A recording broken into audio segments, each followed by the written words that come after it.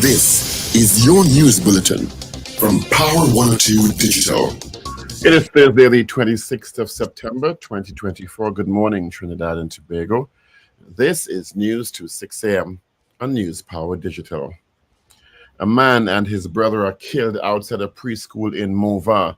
Reports indicate gunmen arrived outside a preschool in Mova and waited for their target to drop off his child at the Roxanne Learning and Child Care Center on Wednesday. When the man got to the preschool to drop the child off, they began shooting indiscriminately. Also shot and wounded was a 4-year-old boy. 2 other adults were also wounded in the attack. And Leader of the Opposition, Kamala Prasad-Bisesa, says the government has failed and continues to fail in dealing with the country's worsening crime situation. It's time for the Prime Minister to take responsibility by taking on the National Security Ministry portfolio. The call came as she issued a statement in response to a shooting incident outside a Malik Barataria preschool yesterday on September 25th, which led 2 men dead and 3 others injured, including a 4-year-old boy nursing gunshot injuries. Extending condolences to the relatives of the 2 men who were gunned down outside the preschool, Prasad-Bisesa said this latest act of violence is yet another testimony to the failure of the Rowley-led government over the past 9 years. There have been 5,362 reports of domestic violence in 2022 and 2,520 reports in 2024 so far. Between 2019 and 2024 to date, there have been 16,755 reports of various types of domestic violence-related offenses, including homicide, sexual abuse, breach of protection orders, threats, financial abuse, wounding by assault, and wounding by beating. Information provided by the Office of the Attorney General and Ministry of Legal Affairs at a public consultation on domestic violence held yesterday at the Hart Regency in Port of Spain.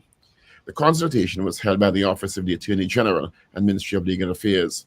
Attorney General Reginald Lamour SC said while there was domestic violence legislation, it was important to seek new amendments, suite of legislation, and solutions to the problems. He appealed to stakeholders to bring their ideas and to the table to improve gender relations.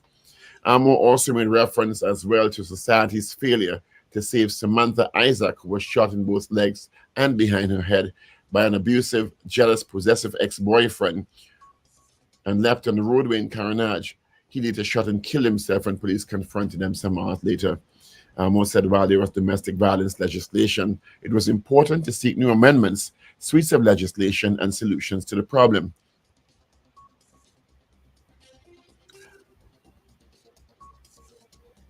Trinidad and Tobago is congratulated by British-born Grammy Award singing songwriter pianist Elton John in renaming Queen Saul's Auditorium to honor Trinidad-born pianist Winnifred Atwell. In a video message aired during the renaming ceremony this week, the 5-time Grammy Award-winning singer praised Atwell and described her as his first idol. He recalled her versatility, talent, and charm, and what she did and loved as a piano player.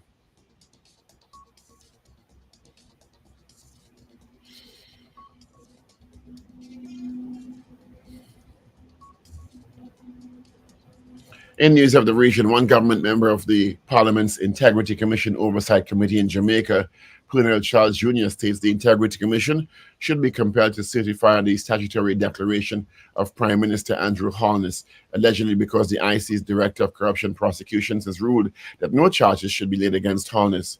Charles Jr. made the suggestion this week as the government members on the 8-member committee blocked a motion that was tabled by the 2 opposition members during the sitting of the ICOC in support of the IC's recommendation to refer the investigation into Holness's statutory declarations to the Financial Investigations Division for further probing. And finally, a union representing thousands of striking Boeing workers says a survey of its members showed they're not interested in the aviation giant's latest pay offer. It comes after Boeing made a new offer earlier this week to striking workers, which has proposed a 30% pay rise over 4 years. On Monday, Boeing made what it was called the best and final pay offer, which included the reinstatement of a performance bonus, improved retirement benefits, and a one-off $6,000 bonus for signing a new pay deal. And that is news to 6 a.m. right here on News Power Digital. We'll have major news coming your way at 7 a.m. Good morning.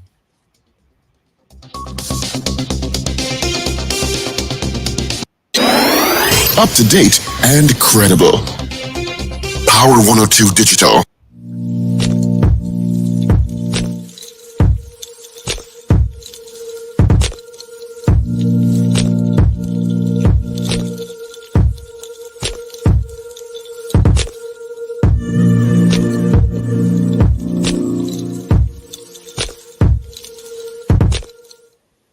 Neighbors, the 26th day of September, 90 days to Christmas. Just throwing it out there. So good morning to you. Thank you so much for joining us on the Power Breakfast Show on Power 102 Digital. It's all about the hours this morning. We just heard from Dr. Paul Richards. We'll hear from Richard Ragoobarsingh. We got Ruben, and then we got the S's. We got Shane, and of course, my name is Steve Carney in the mix. Hope you guys had a great evening and start of a great morning. All right. It is 25 degrees at Piarco International Airport, same at Crown Point in Tobago. And the Met Office is saying today is going to be partly cloudy to cloudy conditions with scattered showers and the occasional thunderstorm activity likely through the day. All right. Should become settled by evening. All right. That's from the Met Office. Quite broad if you ask me, but yeah. All right, traffic-wise, Cougar to Sugarguanas, Charlieville towards the interchange, and then congestion from Trin City by the interchange and heading into Port of Spain. All right, good morning to you, Pablo. What's happening? Good morning, Steve. Good morning, everyone. Hope all is well. You know, as well as can be. Okay, you look like you're sitting on a shorter chair this morning. Probably just means I need to adjust the camera. Yeah, you just need to adjust the camera, but yes. Good morning to you. Let's see who sent us hellos as well on WhatsApp. We got Trev from Arima. We got GNC Auto Security. We've got Captain Ron. Morning to you, Captain Ron. And we have David Nelson on Facebook and in YouTube. Let's see who sent us hellos. We love it. We love it. We love it. We have DJ Ray out in Delaware. Got Cillian Valencia, Wendy and James. Oliver Man Warren, Anthony Tinto in Ontario, Canada, Patricia McLean, Wayne Bennett in Covington, Georgia. Let's see, John Cato, Ewart Rajpal, Rita Boodoo Jennings, Marcia Rock in Orlando. You guys getting some serious rain, from what I understand. Gloria Gray down in South Oropouche. And good morning to Andrew Sedeno. Sasha out in London, Carol Guevara in Sugarguanas. Dwayne Sylvester, Brenda Isaac, Alistair Hart, Cohen Duke, Biznat Prasad, Karen Yipnow, Doreen Pierre, and of course, Mrs. R is up already. All right, thank you so much for the hellos this morning. All right. Of course, lots to talk about. Oopsie daisy. How did that pop up there? All right. Lots to talk about this morning. Ray, good morning to you, Ray. All right. You know, I want to start off with some good news. And let's see if I can pull it up. There was an international dance competition in Panama. I believe it was over the weekend. A young lady came into the pet butler and she was wearing a gold medal. So I asked her, gold medal? What did you guys win? And she was telling me that there was this international dance competition and they represented the hip hop category and they won gold. That's a young girl. So congratulations to you guys. Shaking a leg. I could have joined that team, you know. We probably got double gold. Is that possible? But congratulations to the hip hop dance crew that represented Trinidad and Tobago in Panama on an international dance competition. Good to see some youngsters doing some stuff. And what is Paul? Paul is busy typing away there. You have no idea. I have no idea. Nobody does. Good morning to David Wares and, of course, to Cheryl Wares. Good morning, Cheryl. Hope all is well. Chuma Paul, good morning. Yes, thank you so much, Mrs. R. Somebody came up on WhatsApp here. Anthony from Toronto.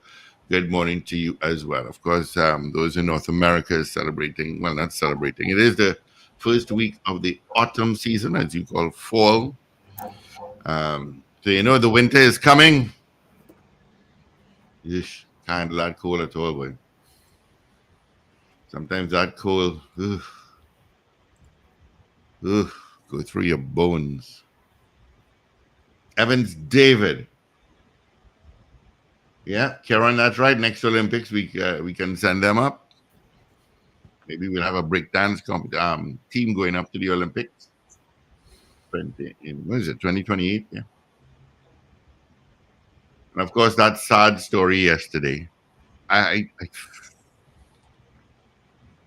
just do not understand.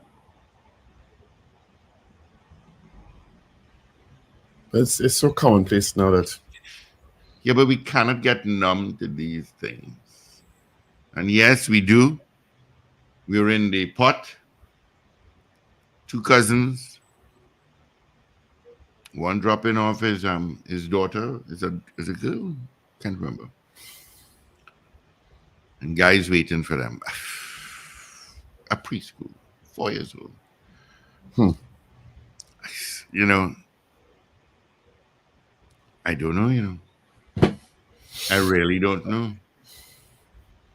And then when the police engage them and they die, it's an uproar. Not from me.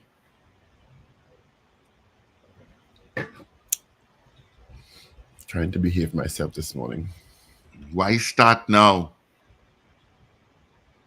Bradley Snell is saying it's already getting cold in the Netherlands. So thank you, really want to say. Netherlands. I can't say what I really want to say. Just tell me. Nobody else listen. Come, just tell me. So, good morning, everyone. Happy birthday to Minister of Health, Terence Dialsing. Celebrating his birthday today. So all the best to you. Have a great day at your post-cabinet meeting as well. I saw him yesterday at a symposium on domestic violence, actually. Mm-hmm. He was in quite a good mood. It was under the auspices of the Attorney General's Office and the Ministry of Legal Affairs, which looked at a case called Tot Lampkin, in which a mother brought a case against the state for failure to protect the constitutional right of her daughter, who was murdered after making several reports. And her name was Samantha Isaac. She was shot in both legs and behind her head by her abusive, jealous, possessive ex-boyfriend, Karim Garcia. He killed himself after police confronted him after he murdered her. But the case is an indictment on the failure of the TT Police Service and the judiciary and the country who failed this young woman and left her child orphaned. She made several reports, had protection orders, or applied for protection orders. First report on the 21st of May 2013 to the Trinidad and Tobago Police. 2013, you said, Well, you have to listen to the chronology first, Steve. Don't get alarmed. That's 11 years. Well, listen to the chronology first, Steve. Go ahead. The first report, 21st May 2013, to the Trinidad and Tobago Police Service. She reported that he grabbed her cell phone and damaged it in a fit of anger. Second report in November 2015, he assaulted her, which resulted in injuries, reported to the police service. The third report on the 17th of June 2017, a report was made. He forced his way into her home. She had left him and was armed with a knife and a gun, making threats to her. And the fourth report was in 2017, made for assault on a day prior to the fatal encounter where he killed her. In making the judgment, because the mother brought the case, the case is named, let me get the case is named Tot Lampkin versus the state. This is what the judge of the Supreme Court said in terms of the judgment. The court issued the following orders: that Samantha Isaac's right to life as guaranteed by Section 4A of the Constitution was infringed. Samantha Isaac's right to equality before the law and protection of the law, guaranteed under Section 4B of the Constitution, was infringed. The rights of the claimant as the mother of and a minor child of the son of Samantha Isaac with respect to their family life is guaranteed by Section 4C of the Constitution infringed, and monetary compensation to be paid to the claimant as a result of the aforementioned unconstitutional actions. In other words, the state, between the police and the judiciary, failed to do what they're supposed to do to protect this woman's life. And she was killed by her assailant, her ex-boyfriend. And the case is very precedent-setting because it now puts a positive obligation on the TTPS, the judiciary, to act in a way to uphold the person's right to life, the person's family to family life, because if the person is killed, it means their family has been deprived of their family life. And now, the Attorney General says he doesn't think that it will open a floodgate of litigation against the state, but certainly people who feel that the police didn't act in accordance with what their mandate is. And the judiciary, the courts, because my understanding is, and I could be wrong, the judge or the magistrate in the case also failed to do what he or she was supposed to do. So the whole system failed this woman. And she made, they say make a report, leave, make a report, leave. She did everything she was supposed to do. And because the state failed so miserably, she was killed. And that could be the story for so many people out there. It's just that her mother decided, I am not taking that, and took the state to court and won. Well done. And well, she did the right thing, but I mean, it doesn't bring back her daughter. No. And what about the young lady who was killed with driving on the Solomon Hojoy Highway and was hit with a spanner from the car? That's just another one in recent times. We have a violently inclined society. I mean, some of the data that was presented was shocking, 5,362 reports of domestic violence in 2022. So far for this year, 2,512 so far, including,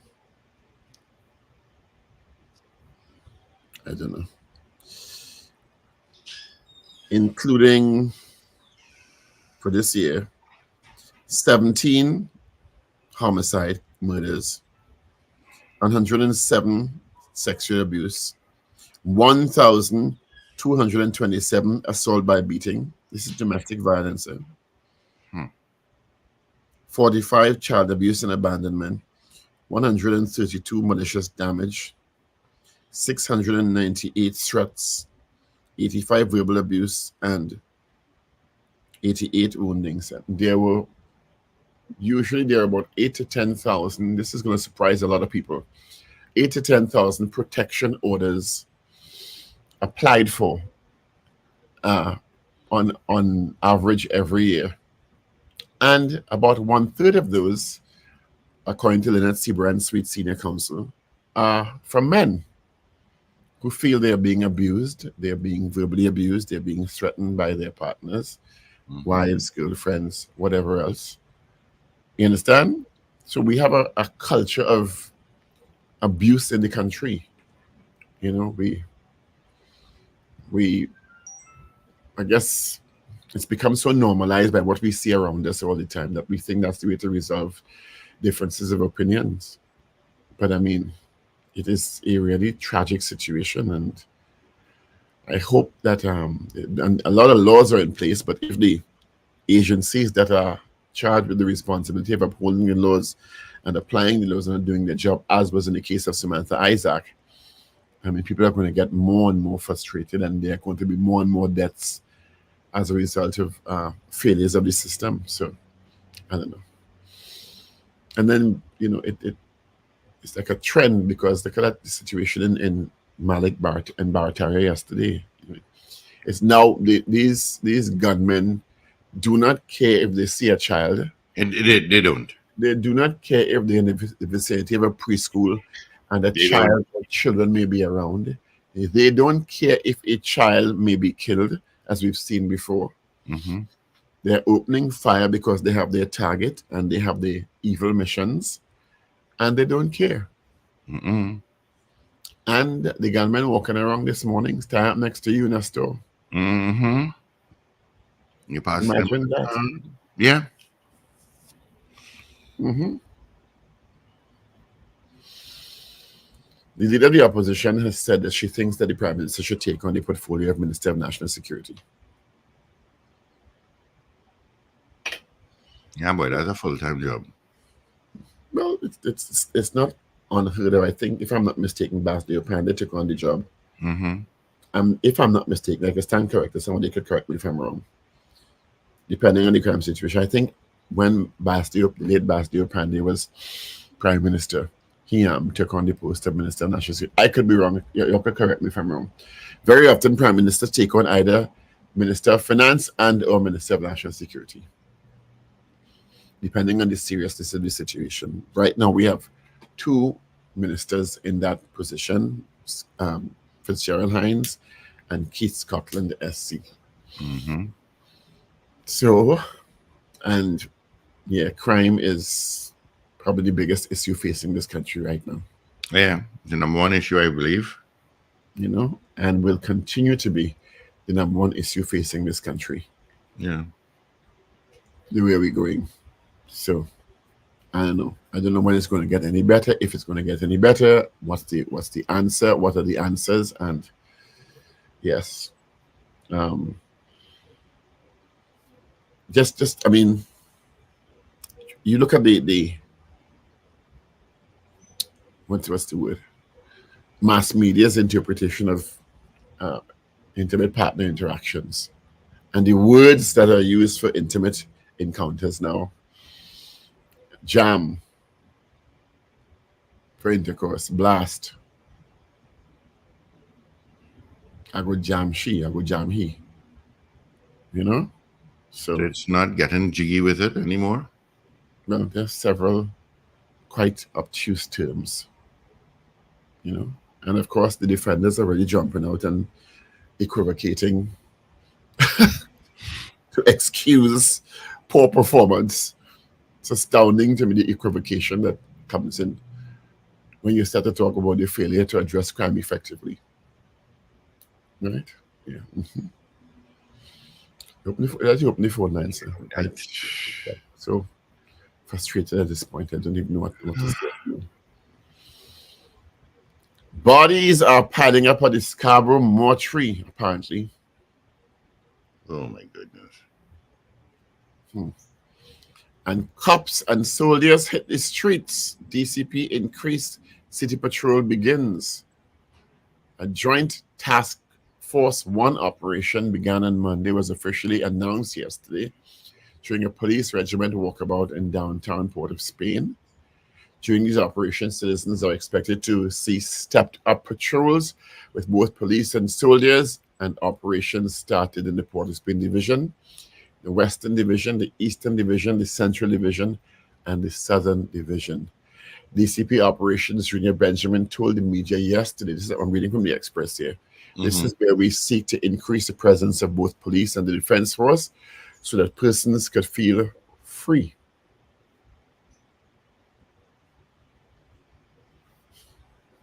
Is that going to make you feel freer, Steve? Seeing police and army, is that going to make you feel more comforted? What would make me feel more comforted would be the detection rate, which is absolutely low. The detection rate. We have lots of calls coming through, so let's grab some. Good morning. Good morning. Okay. Good morning, Stephen. Good morning, Paul. Good morning. Buenos días, ¿cómo estás? Muy bien. I jumped out early this morning. I realize. Farley needs his own on-the-spot pathologist now, because they depend on the one here. He goes, or she goes to Tobago to perform that. So, but he's piling up on the rate of the murder in Tobago. They have to get their own island pathologist now. Anyhow, I want to know, you said something, Paul, and I wanted you to finish what you said, finish the sentence. As the family became the took on the Minister of National Did he? Security. Is that was I correct to say that? Yes, and what he did, he threw his And hands up in that's the what I air. mean when I say this equivocating. That's equivocating. Because he failed doesn't mean we should accept poor performance now. That's what you call Well, equivocating. Noel, give me a chance. I'm saying what happened. I'm saying he threw his hands up in the air and said what he did, what he said. So because he was You failing, we should remember? accept poor performance now. Is And that what why you're the prime suggesting? and why the opposition leader must suggest that? You have two ministers on national security. By the prime minister taking it on what he could do, go and stand up next to every citizen in the country and prevent them from getting shot. Why she don't talk to the young men in this country to put down the damn guns according to what our Dr. Rowley says? Why she don't talk to the young men? Because guns will just pick up themselves and kill people, you know. It's people have to hold them, and she advocated to knock it and rock it and knock the clip and empty it. So you can't want it both ways. So why are you calling on the prime minister to take up the post? And what in the case of, I could understand the mother how she felt with her daughter, but what was the state to do? Because I heard of many people when they put them in safe house they don't want to stay. What I want to hear you, Paul, tell me what you think that in what way they feel, what should have been done, because I don't know if you could just lock up the men now when you give them the order what to do, put them behind bars after a certain amount of warnings. What's supposed to be done? I want somebody to tell me how you're preventing that. Other than I suggested what to be done here already, but more than once people say that won't work. I am saying the government needs to call a gun amnesty in this country here for all illegal people to bring in all illegal guns. And after that, well, you have to bring the Ayatollah for them. After you All ask right. the people to do that. And then anybody caught with an illegal gun, well, you ain't even going to trial. You just have to prepare jail just for a specific jail for them to lose them right there. Thank you. Good morning. Good morning. Yes, yes. Good morning, Morning. guys. Good morning. Yes, this is New Hampshire. How you doing? Yes, I'm all right. It's so sad, right? Paul, Dr. Paul, could they like pass some kind of legislation so like someone found with a illegal firearm could be like 20 years in prison, 20 or 30 years in prison. You know, something to, and, start the hanging. So those guys could, say, nah, but I ain't think I go do this thing no more, something like that. Thank you. Yeah, I Thank think you. in Texas, they by the end of the week they would have executed 5 people. End of this week, huh? Good morning, Yeah, good morning to the breakfast crew and good Anthony. morning, Morning. Trinidad and Good Tobago. morning. Yeah, I just calling to wish my good friend Clyde Kuto a happy birthday today, and you guys have a wonderful day as well. Thank you. All right, happy Thank birthday you. to you, Clyde. All right, 222-8255. Toll free North Americans 866-525-1099. That's our numbers directly into our studio. Of course, you could WhatsApp at 318-1021. All right. You know what? Yeah. Let me go and deal. Paul, go ahead. I have to deal with something there. They're not getting us on tune in, so I have to hit a button. So I'll be right back. Give me 1 second. Morning, Ragoobarsingh. Hi, good morning. Good morning. Morning, Richard. Good morning, Steve. Good morning to our listeners and viewers. We have a call. Good morning. Good morning, gentlemen. Morning. To the caller that my suggestion was to implement a three-strike system, but I confess I acknowledge that it would not work.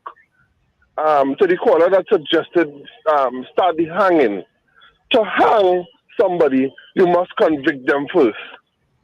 And if we're not arresting and convicting, hanging isn't going to happen. Hanging is the last stage of justice, you know. And if we're not convicting people, if a case taking 18 years to start, much less finish. The Video Naipaul case ain't finished yet, is it? Yes, it has. Yeah. Right? I mean, we can't seem to start a case, much less finish a case. When we talk about the conversation about hanging, it suggests that we don't understand what's really happening in Trinidad and Tobago. You understand? Yeah, and the Video Naipaul case, remember a lot of people got off. And I think two had to go back. Two had to go back for retrial or something like that, if I remember correctly. And that has started yet. I'm not so sure that retrial has started yet, if it's completed. I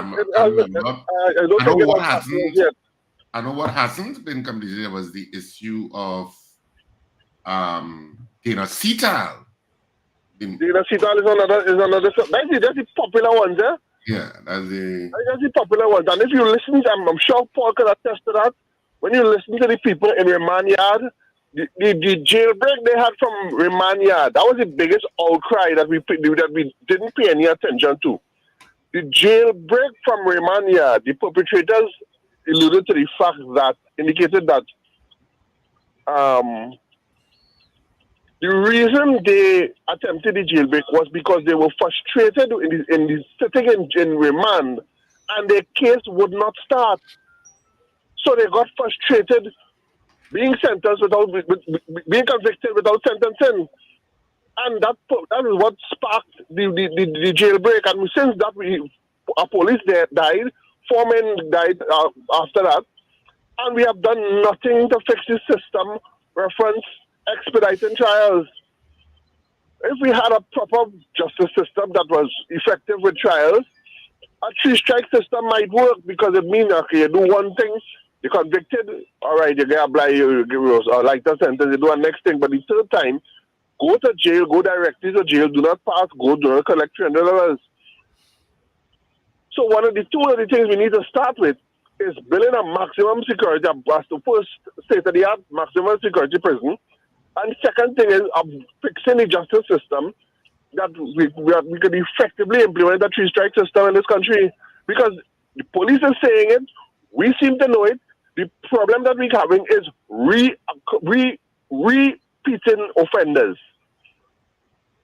You understand? So if we get them off the street after they repeat 3 times, the problem might lessen down. That is my contribution. Have a good day, gentlemen. All right. Thank you.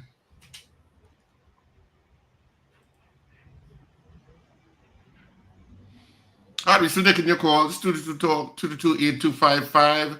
North Americans, 866-525-1099 on this Thursday morning. The weekend begins tonight, people, at the second after midnight. And of course, just reminding you that theater is on this weekend. That's extravagant news. What happens in the dark comes to light is on this weekend. It's premiering this brand new comedy at Queen's Hall on Saturday at 8:30 and Sunday at 6:30. Of course, tickets at Queen's Hall are available from 10 a.m. to 6 p.m. daily. Tickets also available at Electronics Arena, Jabili Rawi in Tirupuna, and Tony's Florals in Val Park Shopping Plaza, Sharpley Auto Services, and K-Squared Fashions outlets at West Mall, Eastgates, and Brentwood Mall in Shogunas. So the sales have been going pretty late. So Richard, Those are the Zena needs you to treatment. explain to her what went wrong with the Samantha Isaac case that resulted in the Todd Lampkin judgment, because she said she doesn't know what else the state could have done.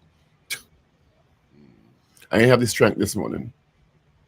Oh, we call that domestic violence issue that you had yesterday. Went very well.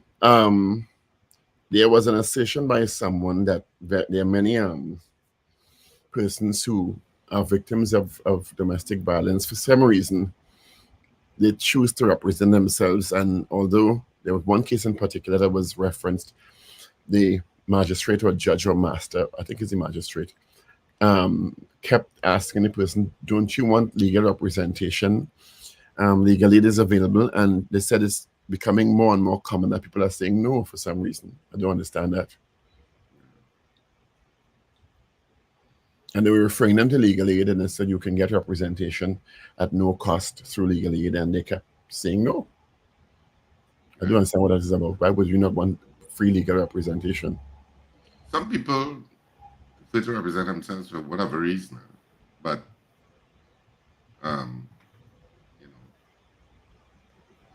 sometimes that happens. We apologize to those who are on Alexa and all those things. For some reason, they're not getting this stream, they're getting music. Yeah. I just in the process of fixing that. Ruben let me know. You should be getting it now, let me know. Calls coming through. Good morning.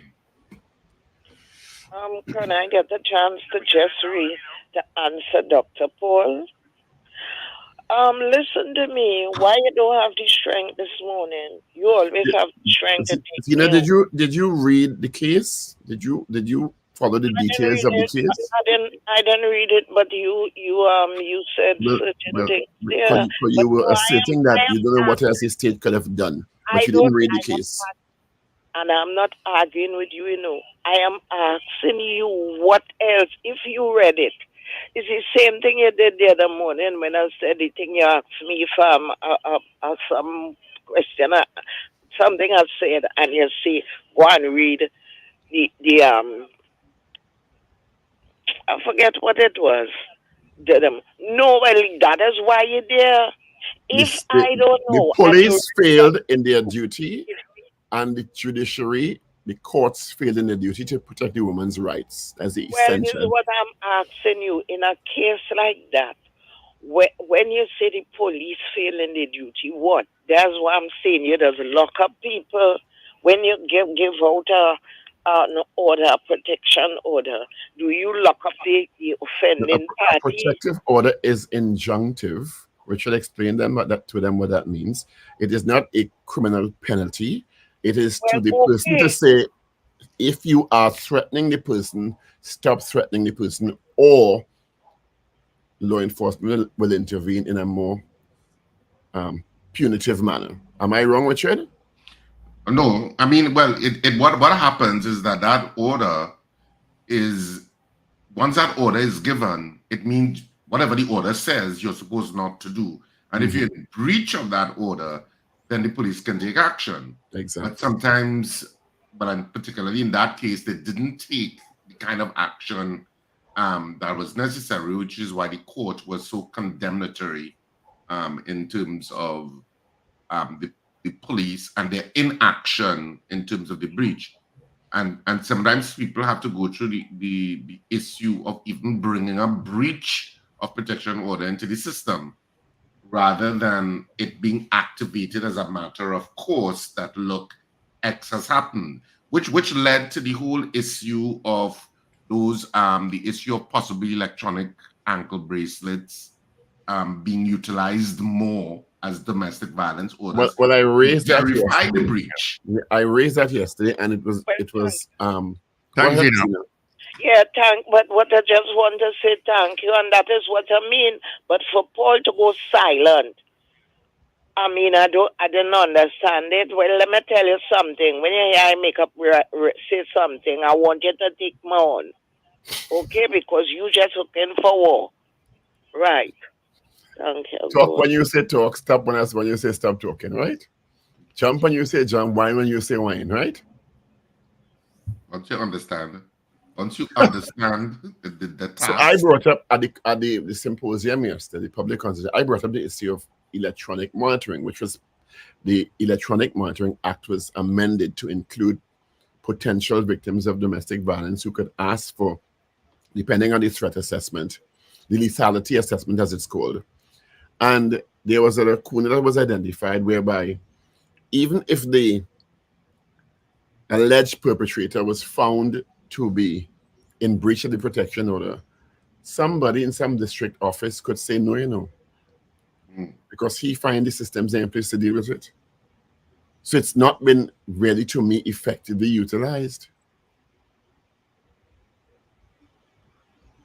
So even that option of, well, this person could, I mean, when it was being piloted by the former Attorney General, who said we were going to take electronic monitoring, and then they don't make sure that all the systems are in place to effectively apply this law.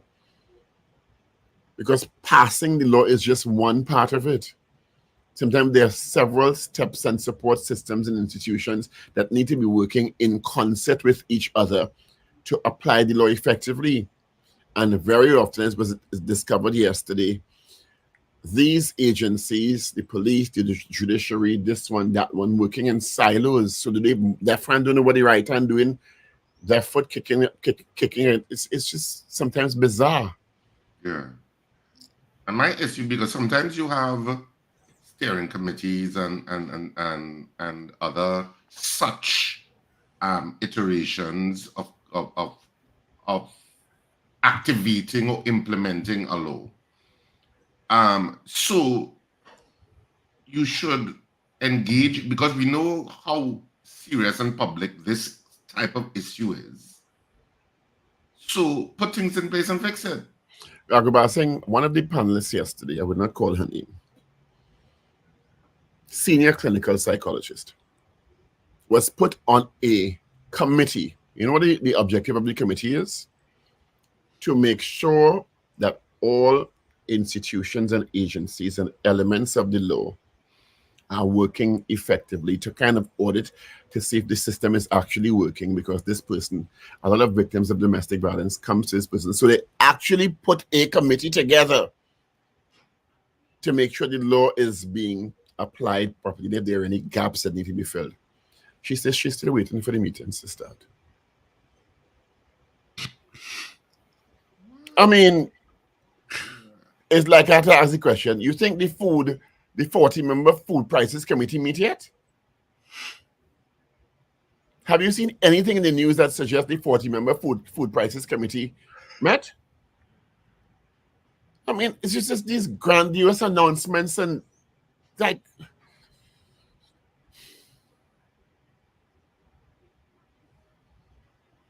if I tell you what one of the ministers tell me about that food prices committee, yeah, but I don't want to get the person in trouble.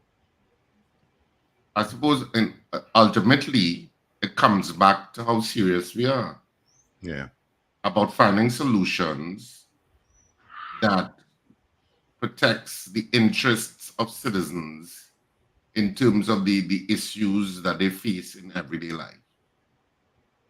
How serious is the state? Mm-hmm. But you see, when you say the state is comprised of so many agencies. Well, I have to give it a broad together effectively, yeah. I have to give it a broad umbrella because they work in silos. Left hand. Yeah. I remember doing an inquiry, and the Ministry of Education, we're talking about school effectiveness of the education sector, and school nutrition came up, right, as part of one of the elements that children need to be nourished properly to function effectively in classes. And it took bringing the PS from the Education Ministry and the PS from the Agriculture Ministry together to know that they need to be talking to see if it's working. And oh, well, this is a great suggestion. We need to talk more. You need a JSC for that? To know you need to talk to your fellow PS? I was just like, what?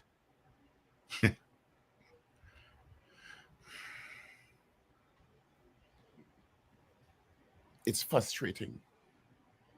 You are the Education Ministry PS, and you are working, part of what you do is provide free school meals And you don't think that because you're providing free school meals, which is a great initiative, that you should have a conversation with the PS in the agriculture ministry to see what local produce can be used in nutritious meals for children. And you need to come to a JSC to Flamboyant to give you this eureka moment.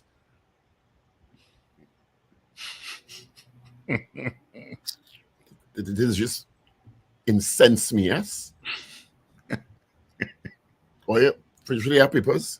Go to papers. I just have Guardian. I don't have the other. Let Paul pull up the rest. Be right back. It is now 6:46 on Thursday, the 26th of September. Let's start with the Express. Laurel pleads with PM. A letter has been sent to Prime Minister Dr. Keith Rowley, an attorney representing, this is according to the article by Ria Tate in the Express. So let me put the proviso to protect myself. Yeah. Mayor saying this. Senator attorney urges Rowley not to fire her. A letter has been sent to Prime Minister Dr. Keith Rowley from an attorney representing Senator Laura Lezama Leasing, urging him not to take any action to remove her from the Senate. Appointments to the Senate are strictly at the government appointments anyway to the Senate are strictly at the discretion of the Prime Minister, who is not required to provide any explanation for appointments or revocations. And of course, we know the story regarding that. Interesting, it just was posted about an hour ago on the Express website. Cousins slain outside school, tragic. A.G. Amo, men and women victims of domestic abuse. NCC taken to court over failure to disclose carnival funding documents. Bodies piling up at Scarborough mortuary. Cops and soldiers hit streets. Tutor, opposition, MP condemned fatal attack. And gunned down after visiting his children. So, you want to go to the Guardian, Richard? All right, the Guardian for today, and of course, just in case, you did not know, today is Wednesday now, Thursday, September 26th, 2024. Trinidad and Tobago Guardian headline: preschool horror is what the Guardian went with. 2 killed, child among 3 hurt in shooting outside kindergarten, and that was one of the main story on news last night for sure. Kamla wants PNM to break silence on Lezama case. Ministry again sidesteps calls for sex education in schools. And the main picture, of course, is forensic people outside that school where that shooting took place. So all of those stories are on the front page of the Trinidad and Tobago Guardian. And with regard to the sports pages, to the sports page to the back, was pages, I guess, to the back, the main headline in the sports page is,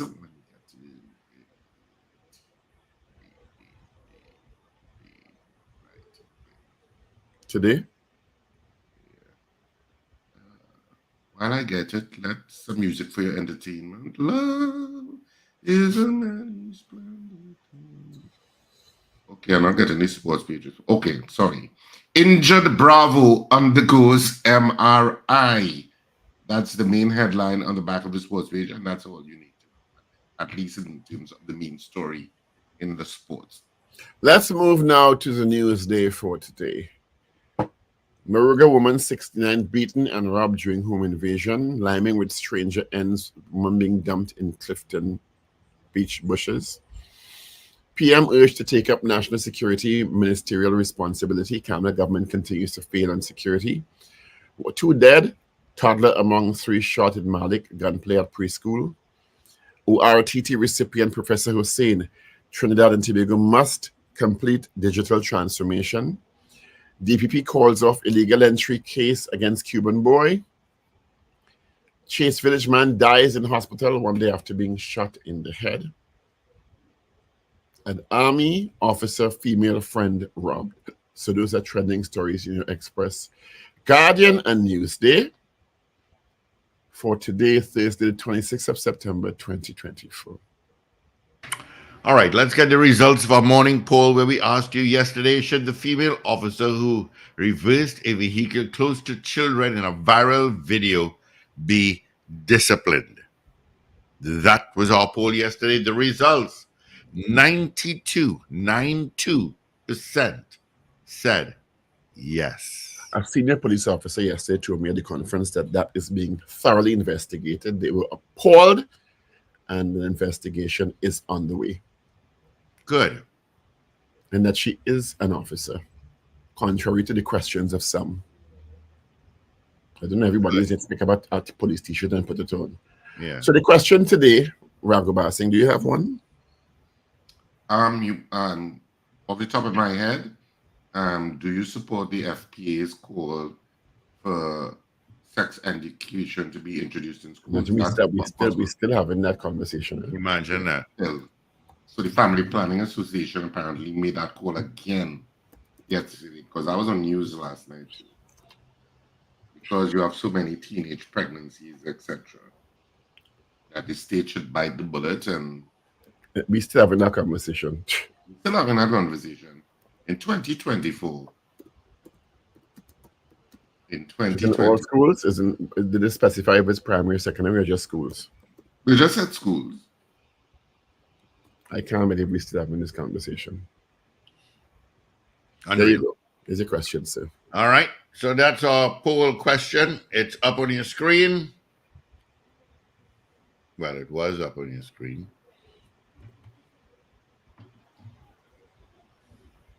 All right, there you go. All right. 222 talk. So do you support the Family Planning Association's call for sex education to be introduced in schools? They're making that call yet again. It's not the first time they've made that call. They've made it several times. And of course, they are seeing the results. I suppose they're at the front line and seeing the results. So they're making that call again. So do you support the Family Planning Association's call for sex education in schools to be introduced in schools? That's our poll this morning. 222 talk 222-8255, North Americans 866-525-1099. People on the web and app and streaming devices, you can send your votes via the messaging portal there. And if you're watching us on M&E TV and listening to us on smart devices, you can WhatsApp us at 318-1021. Richard B. Knight says yes. 40 minutes ago on Wednesday, September 25th, 2024, consequent upon the resignation of Senator Laura Lizama-Leasing, and I'm seeing this on the Office of the Prime Minister, the President, Her Excellency Christine Kangle, the ORTT, on the advice of the Prime Minister, Dr. Keith Rowley, appointed Mr. Ansel Dennis a government senator. So she has been removed. Well, they said consequent upon her a resignation of Senator Laura Lizama-Leasing, so it seems she resigned. If this is the Office of the Prime Minister Facebook page. Wow. 40 minutes ago, posted 40 minutes ago. Morning, Atwell. Go to website immediately. That's breaking news. Yeah. All right. So we got Richard P. Knight saying yes. Gloria Gray saying yes. Hi Ben says yes. Wayne Bennett says yes. Lyndon Leslie says yes. Lester Craigwell, yes to the poll. And then we have Anthony from Toronto saying yes. Morning Trinity Jam saying yes. Hope all is well. Roger Seawing says yes. Val. Morning Val. Right. Yeah, it's working out. Went in there. Dealt with that. All right. Vincent as well. GNC, Auto Security, Dan Ranch. All right. Happy birthday going out to Clyde Kuto. Some messages coming out. Happy birthday to you, Clyde. Good morning, caller. Good morning again, yes. God, you hear this morning with McGill. Yeah, well, good morning. Good morning, gentlemen. Sandy Grandy, no. All right, Grandy, thank you. God forbid it's sex. How can we Cascade talk about sex? St. Anne says yes. You want to have sex? Jaron Joseph says yes. Let's see. Beauty Culture says yes. Anu says yes. Alistair Hart says yes. Julia S. Batiste says yes. Because talking about sex in school will make them have more sex. Do you support the FBA's call for sex education in schools? That's Yes our poll this morning. or no? We're asking this question once again. Every 10 years we ask that. Carol Guevara says yes. Right? Happy 60th birthday as well. Yeah, happy 60th. Right up with you, Rich. To Roger McNamara. How do you pronounce that? McNamara. All right. So happy birthday to you, Roger McNamara. Hope all is well. Cake and ice cream. Jean Clark says yes. Michael Mapp says yes. Do you support the FBA's call for sex education in schools? Keegan Barrett, yes, long overdue.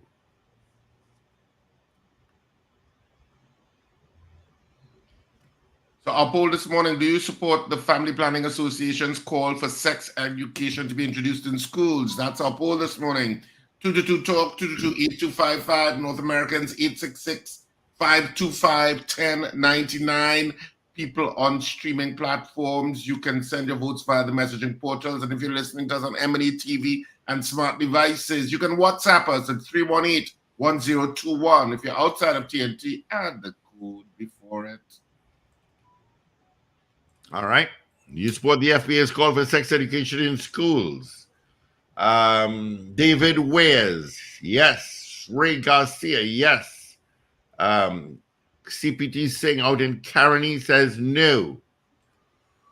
We have Val saying yes. Up north saying yes. We have Lorna. Morning, Lorna. Indy, Carly. Yes. Thomas Diaz, yes. Ben J. Singh, yes.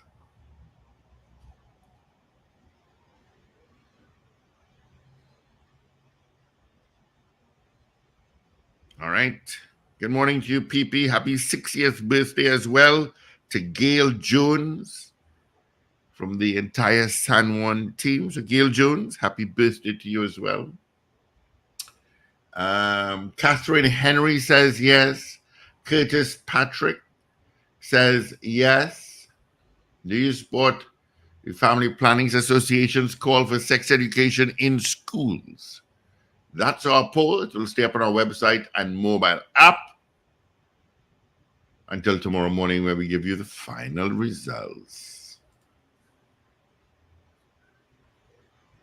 So we still have like a minute again to take your votes. A couple of minutes. A minute and a half, actually. WhatsApp 318-1021. Just put your name and your answer, yes or no. 318-1021. That's our WhatsApp. Anne Noel.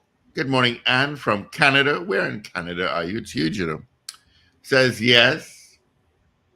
Adrian Couto says yes. All right, let's get it in. Let's get it on. Because Evie is going to come in short. Rapid Fire says yes. Thank you, Rapid Fire.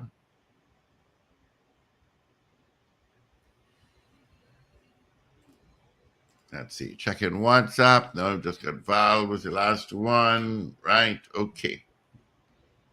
Less than a minute to vote. Boswell John says yes. Thank you, Mr. John. I can't believe we're having this conversation, honestly. Yeah. Unbelievable, huh? What year are we in? Do you support the FBA's call for sex education in schools? Yes or no? Oh, Anne is in Oshawa. All right. Oh, we're a good one, Anne.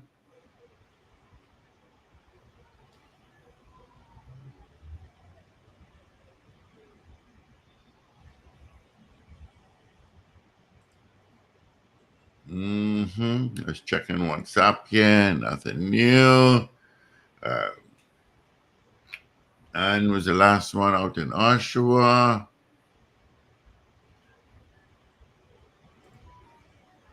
Oops. Right. Okay. Yeah. All right. Do you support the FBA's call Family Planning Association's call for sex education in school.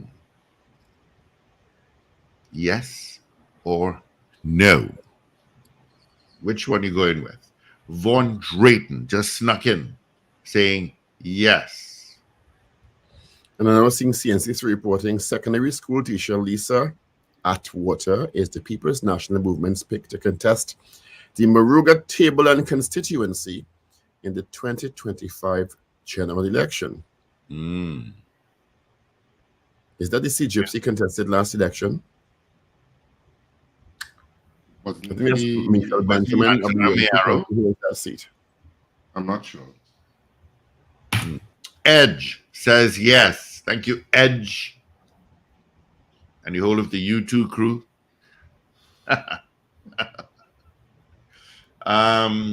Iron Man, Tony Stark says yes. Well, celebrities on this morning, but all right. AV is going to walk in a short, I'm sure. You like that? A short, I'm sure. Okay. No comment. So do you support the FPA's call for sex education in schools as we head towards our 7 a.m. news? Of course, you can continue to vote during the news, and we'll give you the preliminary results on the morning show. The final results, of course, will be indicated tomorrow on Friday morning. But we'll give you the results for all of the calls that we take this morning, and whoever votes during the news, which we're about to start. But you can continue to vote during the news. So do you support the Family Planning Association's call for sex education in schools? That's our poll this morning. Of course, I know AV is just wrapping up some of the headlines that are breaking as the show is on. Resignation of Senator Laura. All of that collated so that you have the most up-to-date news at 7 a.m. on the clock. All right. Well, AV is in. Let's get into our 7 o'clock major news on this, the 26th day of September. This is your news bulletin from Power 102 Digital. A message posted on the website of the Office of the Prime Minister seems to say that Senator Laura Lazama-Leasing has resigned. 2 killed outside preschool in Mova. Opposition leader Kamla Prasad-Basasa says that as government has failed and continues to fail, or rather, the government has failed and continues to fail in dealing with the country's worsening crime situation. The Attorney General says it's important to seek new amendments to existing domestic violence legislation. Details in a moment.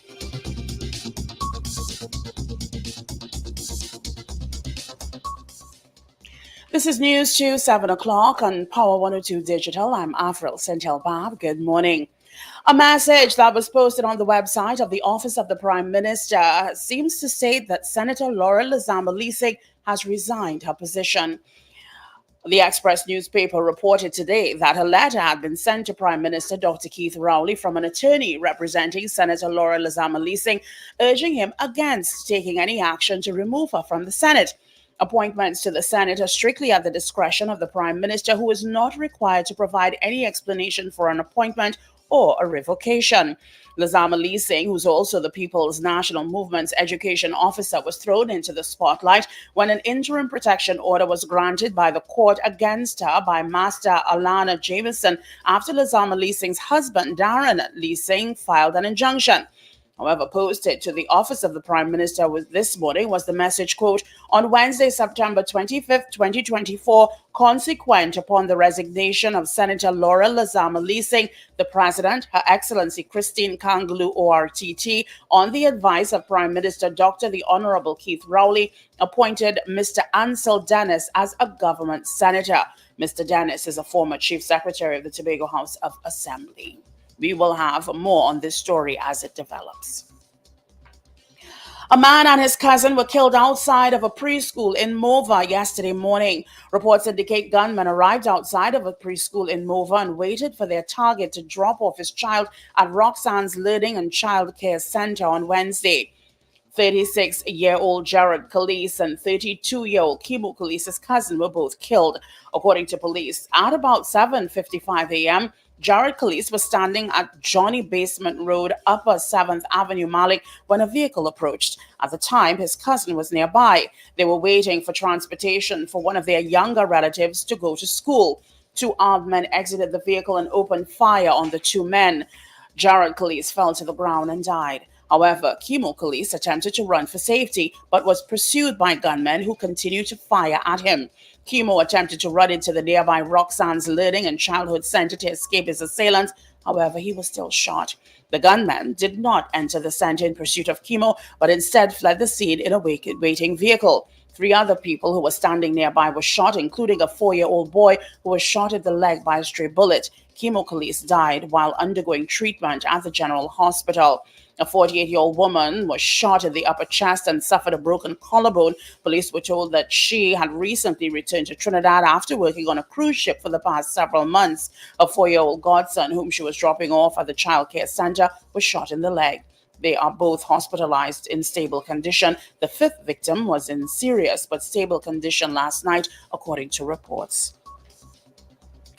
Opposition leader Kamla Persad-Basasa says that says that government has failed and continues to fail in dealing with the country's worsening crime situation. She says it's time for the Prime Minister to take responsibility by taking on the National Security Ministerial portfolio. A call came as she issued a statement in response to the shooting incident outside Malik Barataria Preschool yesterday, which left 2 men dead and 3 others, including a 4-year-old boy, nursing gunshot injuries. Extending condolences to the relatives of the 2 men who were gunned down outside the preschool, Persad-Basasa said this latest act of violence is yet another testimony to the failure of the Rowley-led government over the past 9 years. She said children are no longer safe in schools and the general public is no longer safe in their homes. She condemned the act of violence and called on Dr. Rowley to take action by removing Fitzgerald Hines as National Security Minister and taking up the portfolio himself. She also called on psychologists and counselors to intervene with the affected children and families. Meanwhile, Member of Parliament for Tabaquite, Anita Haynes-Allen, also condemned Wednesday's fatal shooting.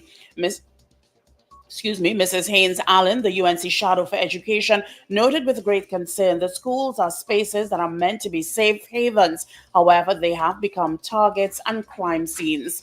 According to the Tabaquite MP, the issue of crime requires an innovative and multi-pronged anti-crime strategy as well as concerted socio-economic interventions. MP Haynes-Allen also repeated her call to use the education system as a tool in the fight against crime. You are listening to news on Power 102 Digital to 7 o'clock. There have been 5,362 reports of domestic violence in 2022 and 2,520 reports for 2024. Between 2019 and 2024 to date, there have been 16,755 reports of various types of domestic violence related offenses, including homicide, sexual abuse, breach of protection orders, threats, financial abuse, wounding, and assault by beating. This information was provided by the Office of the Attorney General at a public consultation on domestic violence at the Hyatt Regency Hotel, Bryson Road, Port of Spain. The consultation was held by the Office of the Attorney General and Minister of Legal Affairs. The Attorney General, Reginald Armour SC, said while there was domestic violence legislation, it was important to seek new amendments suit of legislation and solutions to the problem. He appealed to the stakeholders to bring their ideas to the table to improve gender relations.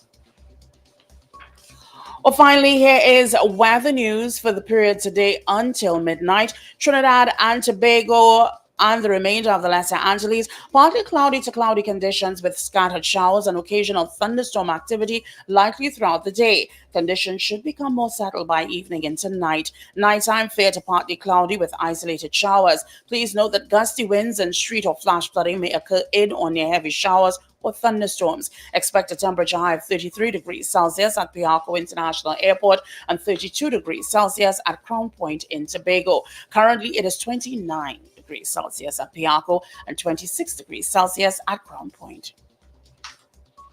Recapping your headlines to 7 o'clock, a message posted on the website of the Office of the Prime Minister suggests that the Senator Laura Lazama Singh has resigned her position. 2 killed outside a preschool in Mova. Opposition leader Kamala Persad-Bissassa says that government has failed and continues to fail in dealing with the country's worsening crime situation. And the Attorney General says it is important to seek new amendments to existing domestic violence legislation.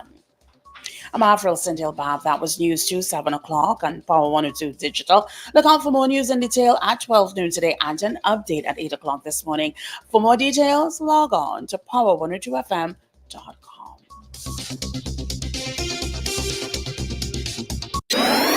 Up to date and credible. Power 102 Digital. All right. Thank you so much, Avril, for our major news. You could join her again come 8 o'clock this morning for our news brief. And then major news again at noon alongside Sir Charles. So major news at noon. All right. Let's see if we have any more votes here. We have Oliver Manwaran saying yes. Wayne Joseph in Ontario, Canada saying yes. Let's see. Wayne Joseph. All right. And that's it. Just 2. All right. Well, our poll this morning was, do you support the FPA's call for sex education to be introduced in schools? We had 40 people voting in the allotted time. And of the 40 people voting, 38 said yes, and 2 said no. So 38 said yes, 2 said no. So the yeas have it by a substantial majority. That yes, they do support the FPA's call for sex education in schools. Of course, you can continue to vote on this poll throughout the day through our programming, and we'll give you the final results come tomorrow morning, which will be Friday, and the beginning of the weekend, heading towards theater this weekend, which will, of course, see the premiere of a brand new play, brand new comedy. That's Extravagant News. What happens in the dark comes to light at Queen's Hall at the brand new renamed Winnifred auditorium at Queen's Hall on Saturday at 8:30 and Sunday at 6:30 p.m. Of course, tickets available at Queen's Hall from 10 a.m. to 6 p.m. daily, and the usual outlets: Electronics Arima, Jubilee Rawi in Tinapuna, Shafler Auto Services in Shafler, and Tony's Florals in Balpac Shopping Plaza, and K-Squared Fashions outlets at West Mall, East Gates, and Brentwood Mall in Chagoras. We are so looking forward to this play this weekend. We are looking forward to a fantastic time of what happens in this household as a wedding is being planned and all sorts of revelations start to take place. That leads to That's Extravagant News. On this weekend, brand new comedy. You also have Ridiculous 6.5 for those of you in Eastern Trinidad at Cipriani College on Sunday at 7 p.m. And that's also very funny. I've seen it, Ridiculous 6.5, and that features, Penelope Spencer as director and writer. And of course, you have Cecilia Salazar and Rudy and Kurt Samuel and a whole bunch of them. All right. So theater is in full force this weekend. Always support theater. All right. Thank you, Rich. Of course, the budget is in full force on Monday afternoon. And of course, let's bring in our guest, Mr. Mariano Brown. Good morning to you. How are you doing? Good morning. How are you? Not bad at all. You got enough sleep? I saw you sent me a message after midnight. I said, this man don't sleep at all. I don't actually. You need to get your sleep. Yeah. All right. Yeah, well, I'll try. All right. I'll write you a note. Okay, good. So welcome. Good morning. And I, like you, I'm waiting to see what he will say in the budget speech myself. Yeah. Anything you're hoping for? Paulie muted. No, I'm not. I haven't. I said the interview done. Wait and see. That's all we need to know. Good morning, Mariana Brown. Thank you for joining us this morning. Well, it's that time of year again. And that time of year in an election cycle, that time of year in the context of the minister coming to the population a couple of months ago and saying the energy commodity prices coupled with the production levels widened the deficit, the originally projected deficit from the last budget. What we spoke to Robert LaHunt, former Minister of Public Utilities, Robert LaHunt, former Executive Director of the IBB, earlier this week on Monday, who indicated that it's a tough time and there are some imperatives the Minister of Finance has to consider. One, that this country, and I think he used the word poor, is poorer than we were 15, 20 years ago. And we are going to have to take some serious steps in terms of subsidies and transfers. We also spoke to Dr. Dax Driver, president of the Energy Chamber last week, who indicated that one of the suggestions that he made, and I'm saying a lot here, so you respond to it in step, I guess, before I come out of my head, and I can't remember it again with my age, that he thinks that the energy subsidy should be adjusted to put a heavier burden on those who use more electricity. Let's start with your general thoughts on what the imperatives are with the budget presentation coming up in this election cycle and where we are as a country, please. Well, I think there's no. Let's put it this way: we are back to where we were in 2018, 2019, when effectively energy revenues were depressed. And the 2021 and 2022 were aberrations, meaning that the budget surplus that we achieved was unplanned and perhaps unexpected, because we hadn't expected we get so much revenue that year. So that's one. I think the other thing that looks to is what is your maintainable revenue position, and therefore, if it is your maintainable revenue position, what should your expenditure be?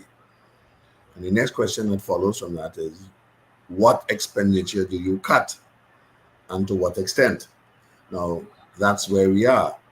Right? The reality is that as much as the minister wanted to talk about a turnaround, 2021 and 2022 were not turnaround years. They were years in which we enjoyed better energy prices. First up, better energy prices have now gone, and we reverted to what we would consider to be a normal curve.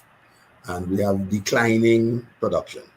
If we'll be able to maintain production of 2.5 billion cubic feet a day, and I think that's the intent. That's what he said in the last budget. Not looking for any increase. So you have to live within the revenue that can be generated by that amount, and that means you just simply have to cut your expenditure to suit. Now, how is he going to do it, and what is he going to do? Well, that's the interesting thing. And what is he going to say, especially in an election year? Quite frankly, I think he'd be tempted to cut it, but I don't think he will. I think that we will end up with a bigger borrowing position than he had indicated or that he had promised in the previous year. And quite frankly, I don't think the public is going to complain about that either, because the public is not ready and has not been prepared for the decline in income. But that's one of the contentions of former Minister LaHunt, that as a country, because it has been the practice to prop up our depleting revenues so much, in some people's estimation, by dipping into heritage and stabilization or borrowings generally from local and international agencies, that the population, it has not been effectively telegraphed to the population that we're in a different position and our lifestyles have to be different. How does a government do that without causing significant reverberations in society? Is it possible? Well, I don't. Well, it's never easy. And it really requires you to engage the population in what one would call conservation measures. And you could only do that by example. It's not only for you, it's also for me. So how does that work? Well, salary cuts to start, right? At a time when the public was complaining about the increases, or if not increases, the pension benefits that they had allocated to themselves that wasn't available to everybody else. Now we go back to the situation: do you keep it or do you give it up? What are the changes? We have the judiciary, for example, who are arguing that they can't keep staff at the current salaries. I dare say that that goes quite across the public service. I mean, it was interesting to listen to the Chief Justice lament his position when 2 years ago he was berating the DPP for saying exactly the same thing. I couldn't tell the difference between what he was saying and what the DPP was saying. So, some of these signs are issues, and his argument was that the judiciary has not had an increase for 10 years. And therefore they were deserving of an increase and therefore should have one. Well, there are many people don't feel that way. But is it a convention? I mean, I know as a country, growing up, people always tend to think cost of living rise, salary supposed to rise commensurately. That's the union's perspective generally.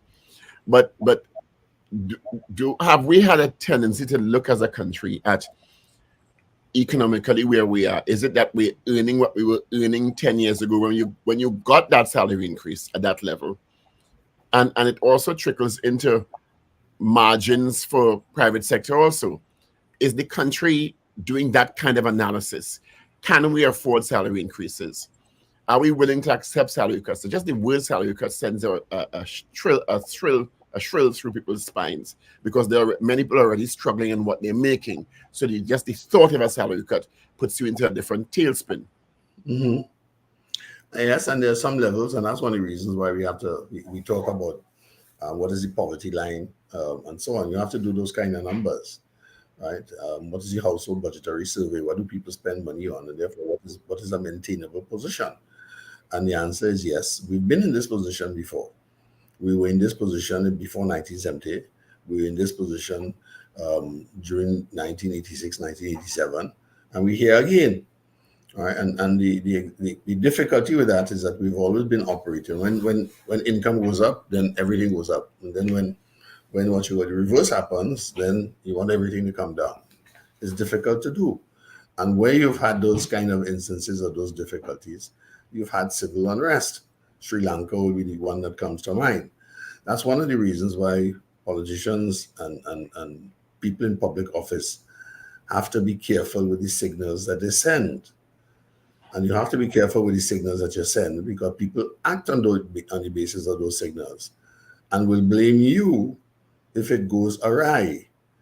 So it is always about a certain degree of caution in terms of how we approach. Now, the Minister of Finance, for example, had signaled that when he started giving everybody 4% pay rises. Now, there have been periods where the country had no salary increases in fact, that has been the norm in the public sector. The only times that we had continuous salary increases, literally after the fact and negotiating after the fact, was during the period 1974 to 1986. When 1986 came, we had about an 8-year gap before we eventually had a salary agreement. And then we went through a couple of periods where it kind of went normalized, and then we went into another long gap. And we were at this stage again until the last set of negotiations. It was about 9 years, 10 years before they had final salary agreements. Right, so these are difficult times, and they have been for quite some time. I think the minister let his hand go in terms of the expenditure in 2021 and 2020. So in 2022 and 2023.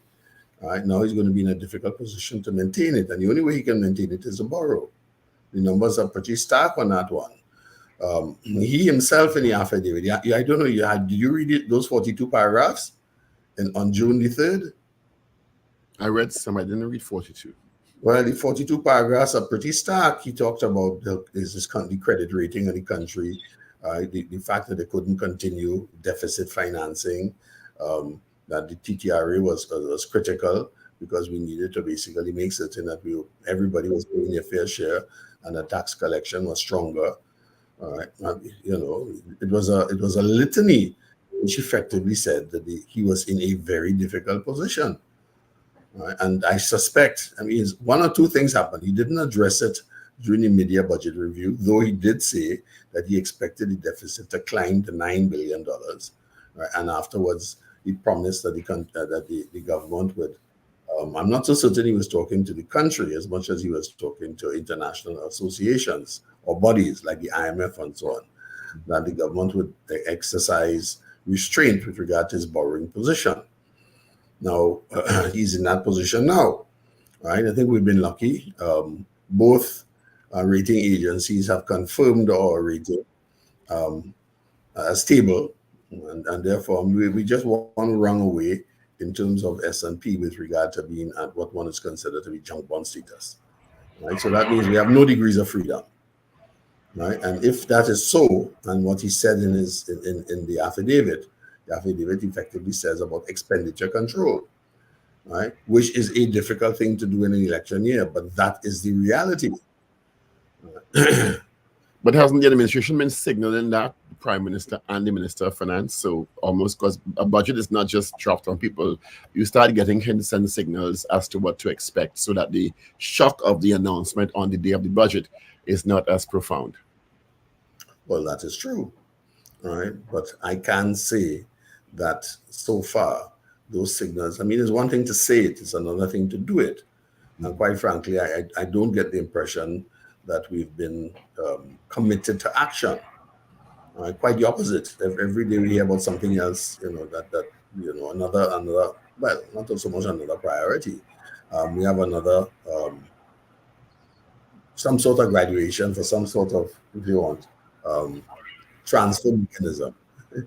Right? They can't do that and survive in the long run. They can't. How important is that survey? The last survey that I was able to find regarding the poverty levels in the country, because one of the things Robert Lujan spoke about is the Gini coefficient and the wealth disparity that he suggests is growing, where more people are living under the poverty line. The last document I was able to put my hands on was one done by Kyrie and Associates, I think in 2014, which spoke to, I think, a 14 to 18% of persons living under the poverty line. It increased during the pandemic. I don't know if that has changed, because I haven't had the ability to get in data regarding that. I don't know if you have, but getting a sense of that will tell you where the country is in terms of what people are earning, and if there are more people living under the poverty line, and that needs to be addressed in the budget. Well, the answer to that is yes. You have to do more, and you have to start with a base in terms of what is known to be a fact. Now, that household budgetary survey is meant to be done by CSO. I don't know if they have completed one, but certainly if you're going into situations such as the one that we are in, you want to start off by knowing whom you are going to target and what is the level, the income level at which you will want to stabilize a certain level of, if you want, transfers. And that's a critical issue. If you don't have that, or you don't have a realistic market estimate of what it's that you're guessing, and guessing in those situations, you could be horribly wrong, right? So unfortunately, but that is the position in which I think we are, and we haven't done one. So he's going into a budget. I mean, well, what are you going to be basing those kind of assistance levels on? Right? And there's no excuse for not having data of that nature, right? Particularly if it's going to be important to your social programs and maintaining a level of social stability, right? That is critical. Now, if you don't have it, what data are you using? And it's a guess. Well, I mean, we've had conversations like this before, and I think for a lot of the listeners, they're probably rolling their eyes and saying, "Yeah, we've heard all of this before." And so, what are the solutions? How do we expand the economy? What are the solutions and innovations that the government needs to be introducing? What are the bright sparks? Where are we growing? Where are we not growing? Because we can't just throw up our hands and say, well, we had to wait on oil and gas to be found. And we can't just say, well, okay, this is where we are at, and this is where we are, and this is where we are to cut. That's not how economies work. Economies also work by the intangibles of things like optimism, consumer confidence, and things like that. So what are the solutions in getting those things to drive? I want to suggest to you ought not to be ridiculous. So let's start off with that. You can't change around an economy in 1 year. You can't change it in 2. And if you haven't been doing it for the last 10 years, there's nothing you could do this year or in a budget speech to achieve it. And you can't achieve consumer confidence in the absence of detailed measures. Now, this administration has been in office for 10 years. 10 years. So I would ask you, if you could remember one expansive measure that was designed to encourage and increase production in the non-energy sector, if you could think of 5, or in fact, if you could think of 2, measures, you could tell me. And then we could talk about consumer confidence and that kind of nonsense. Well, I'm not here to give. I am not here. The moral of the story is if you haven't done it, there's nothing you can do. The reality is that the confidence level are they at in the absence of action, right? And that is the issue. So you're saying the government hasn't taken any substantive action to do No, economy? the answer is we've not. It is not an easy matter. That's one of the reasons why you have to start and you have to stay with it. The Prime Minister is on record as saying, "I'm this thing about diversification. I'm fed up of it, quote and unquote." Well, all right, here we are. We are at this particular point. You cannot come up with any measures. The only way to start is to start today. Right now, we could talk about the not so much the Phoenix Park, another industrial center, industrial park, Phoenix Park Industrial Park, and encouraging people to come in. Well, I mean, we're back to where we were in 1986, not 1986, in the 1970s and 1960s with that type of policy. That's not going to carry us very far. An industrial park that is based upon some sort of manufacturing, some light manufacturing, somebody's going to come in and fix it. Well, China's basically killed off the rest of the world where that is concerned. Right? They may be looking to shift production and get closer to the North American market, and will give you some jobs. It's not going to kickstart your economy, and when you need that, you need some market muscle. So Mexico, which has 90 million people and it sits on the border of the United States, is likely to benefit from China's investment in that regard, right? Because it's large, it's a large economy, it gives a domestic base, it has certain types of capacities to be able to do so. In a population of 1.5 million people, that is not so. Now let's just look at some of the larger companies in Trinidad and Tobago. You could talk about Neil & Massey, you could talk about Bermudez, you could talk about Ali Mohammed and so on.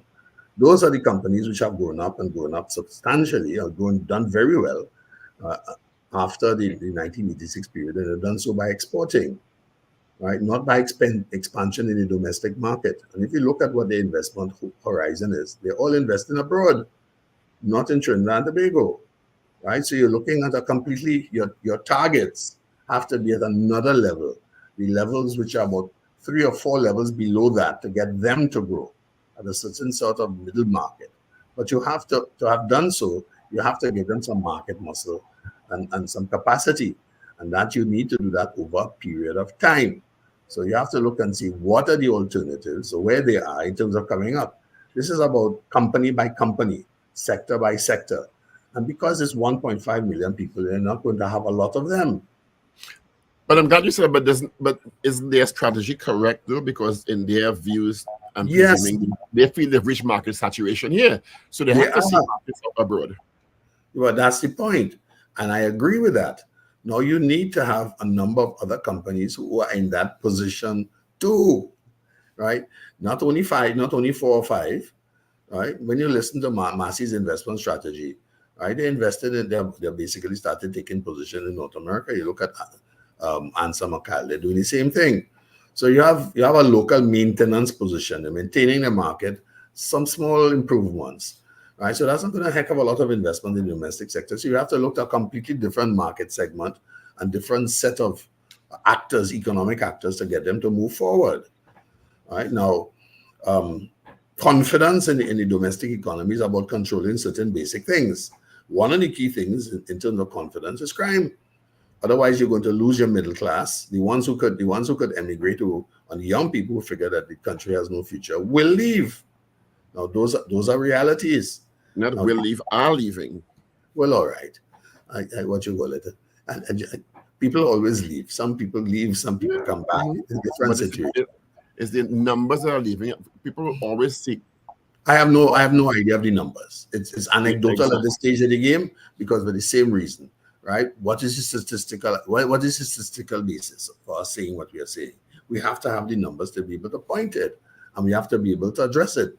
We can't just simply say that because different markets are closing off and tightening up, therefore by definition the people will stay. Right? The best ones who can get opportunities will leave, and they're doing that. So we have to have some numbers to be able to treat with that. Trinidad's immigration has always been lower than the rest of the Caribbean, lower than Jamaica, lower than Barbados, right? But the difference is that we've had what you call it reinvestment by Jamaicans and Barbadians abroad. Not so in the case of Trinidad, right? You can demonstrate where they are on the basis of what one would call reflows that have come back into the economy, or if you want, the remittances. Trinidad does not have a strong remittance market. So those who are leaving are not sending money back to maintain at the same level as they are in other countries. Right? So it means something different for us. And we have had pockets of immigration. The numbers were, what you call it, around 1960, just around the beginning of independence, after 1970, after 1990. Right? And we probably at a different stage again when we're looking at the different change in the numbers as well. So immigration for us has not been as robust or as hard. I mean, our net loss is about 350,000 people over the period. It's a significant number, but much less significant than it has been certainly in Jamaica. Right? But having said that, right, one has to be careful and one has to do certain things at this stage. Now, I'm not saying that it is easy. It isn't. Right? And one of the situations is you have to deal with the crime situation. Right? We were talking about this and we were talking about crime. Right? But the moral of the story is you have to have certain kinds of successes to basically help us move it through. Right? If you want to talk about confidence and confidence index, right, those are the kinds of things, and you have to appear to be addressing or be seen to be addressing the key numbers, not talking about it. Well, you're saying the government has to have some level of successes in moving the needle forward. Do you see them having any successes at all? Are there any you can identify? Well, I identified two. I said that in terms of the fiscal situation, the fact that we have some level of reserves at all, the fact that we have some heritage and stabilization fund, those are sort of basics that you could build on, right? The fact that we've been able to maintain our credit rating, right? Those are two or three kind of obvious or large positions. But in the domestic sense, all right, certainly with the issue of crime, all right, that's not going anywhere, and it's certainly not going down anywhere, right? And if you have to stabilize the economy, to stabilize the economy, you also have to stabilize the social situation, right? And I don't think we are at that position at this stage. Quite frankly, I think that the levels of annoyance or anger with regard to crime is rising, and rightly so. You have to do something different other than what we're doing. It has a knock-on impact in the other sectors. You talk about confidence index, all right, and the other things that are likely to happen and so on and so forth. Well, you have to give people reason to hope. And the evidence has to be, you can't keep coming to people and tell them, well, I did everything I could. I can't do anything else. It's not in my power, right? It's the commissioner of police have all the power and I have none. Well, where is that going to get us? Right? Do we have to, I mean, that's not how it's going to work. Right? So if you are talking about confidence index and what we want to do, what people want to know is that there is demonstrated action and we have demonstrated successes. The needle is going down, right? And that we could all feel confident that the needle is going down. Not because the police have claimed, well, forget about murder, but all the other crimes are done. Right? Murder is the number one number that everybody will look at because it is dealing with human life. And by definition, you cannot come and say it's just a PR job with regard to murder and everything else is declining and we have serious crime under control. I mean, that's rubbish. One of the documents I recently saw is that if you did a quick calculation, on average, this government's budgets have been between 51 billion and 57 billion or thereabouts. They brought it down from where it was before. So if you do an average over the last 9 years, the government has spent just around 480 billion dollars. That'd be correct, a correct general ballpark, of which they said just about 51% or a little above that are subsidies and transfers. What would you, is there a best practice where the parameters for subsidies and transfers lies, or is that unique to each country's situation? Well, it's unique to its political and social situation for sure. All right, but subsidies and transfers cannot be 50% of your budget. I mean, that would defy, well, it won't defy any logic, but let's just put it this way. It's not a survivable number. All right, so you have to make some decisions where that is concerned.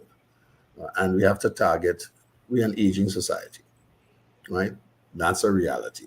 But then what does that tell you about, because that level of subsidies and transfers is not unique to this Rowley administration in its last 2 iterations. It has been a kind of consistent trend for decades. And what does that tell you about the society's expectation or construct because of that we have not been able to reduce that and I guess elicit more independent living or more self-determined living? The construct has been that we have energy wealth and the state will provide. That has been the fundamental concept, the fundamental tenet in which we're going. So we will put in a safety net to assure people. Now, under that safety net started to expand after 1999 when gas went up. The difficulties with safety nets is that they have a tendency to increase, not to decline. And it is not necessarily sustainable. As in everything else, if you have a booming sector, that booming sector lasts for a particular period. And therefore, you will be able to manage it or alternately to sustain it only to the extent that that leading sector carries us. Now, we are in a situation where that leading sector has started to decline. We reached a high of 4.2 billion cubic feet, and we're now down to 2.5. All right, that's a number. That's 40-something%. Well, if you were to take that and say that the social safety net improved because we're in a position to be able to fund it, but it has now declined by X, then your social safety net will have to decline by a similar amount for you to stay in the same position, not expand. So let's look at the numbers. The numbers in terms of transfers and subsidies grew as a percentage of GDP and as a percentage of the overall budget between 1999 to 2008. By 2008, it was approximately 30% of the national budget. In 2011, it went up. In the Patrick Manning administration, spent $15 billion a year and a budget size of somewhere between $37 and $39 billion. The budget then expanded post-2011, and the transfers and subsidies as a percentage of the budget moved up from 35 or 40% to 50+%, and it has stayed there. Now, if your income levels are declining, then by definition, your transfers and subsidies ought to decline too. In absolute terms, it has. It has seemed stuck somewhere around $25, $26 billion. But $25 or $26 billion is not sustainable. Not if your revenue is going to fall somewhere between $40 and $50 billion. And the maintainable revenue for Trinidad and Tobago is probably somewhere between 42 and 45 billion. In which case, transfers and subsidies has to fall. So we move transfers and subsidies up under the UNC, right, to 50% of the budget, and it is still there, right? The PNM may have brought it down in terms of absolute number, but as a relative number, relative to the overall dollar spend, it is still very high.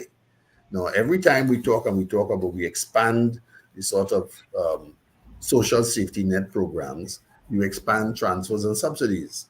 If you're going to be running into an aging position, right, then your expenditure on social services is going to increase, right, which means that the transfers and subsidy number is going to go up as well. So you have to find a way, and you have to engage the population. Right? Every time we talk about increases, the state cannot spend $2.something billion on WASA on a continuous basis if we don't fix it. So you have to fix WASA, and people have to pay more for water rates. So then when you hear property tax, and by the pay way, more for electricity, pay more for water rates. But that's the reality, because I'm not arguing with you. It is the reality, but politically there are repercussions for that. Well, and the answer to that is yes.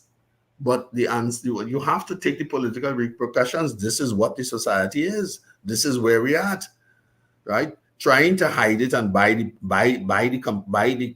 country off, buy your political voters off, is not going to solve the problem. It's like a Margaret Thatcher moment in the UK. It's going to make the matter worse. So you have to address it. And that's the point where we talk about responsibility, right? That's responsibility. I have to address it. This is the situation we find ourselves in, right? We have to do something about it, and we have to make some of your efforts to be able to handle it. Now, the best utility we used to talk about TNTech was a great utility. Now, TNTech has not been able to pay NGC's bill. NGC can't afford to continue subsidizing TNTech, right? When we have to deal with it. So, for example, I went on record, and I have been on record, as saying that the basis of water rates is annual rateable value, ARV, right? Now, we've changed the basis for property tax from ARV, i.e. land and building taxes, and we call it ARV, annual rentable value. So that means at some stage of the game, they put out a press release saying Mariana Brown said X, Y, and Z. Right? This is at the beginning on this radio program, on this TV program, we said A, B, and D, right? But the responsibility for water rate increases is the, what do you call them again? The Regulated Industries Commission, which may be so. If I'm not mistaken, right? That has to do with all the scheduled prices for those who are on meters that pay for water by the gallon or by the meter, whatever, right? Not for those residential consumers who are not. The basis of calculation is ARV. Now, the Regulated Industries Commission will jump high, could jump low. That's what the act says.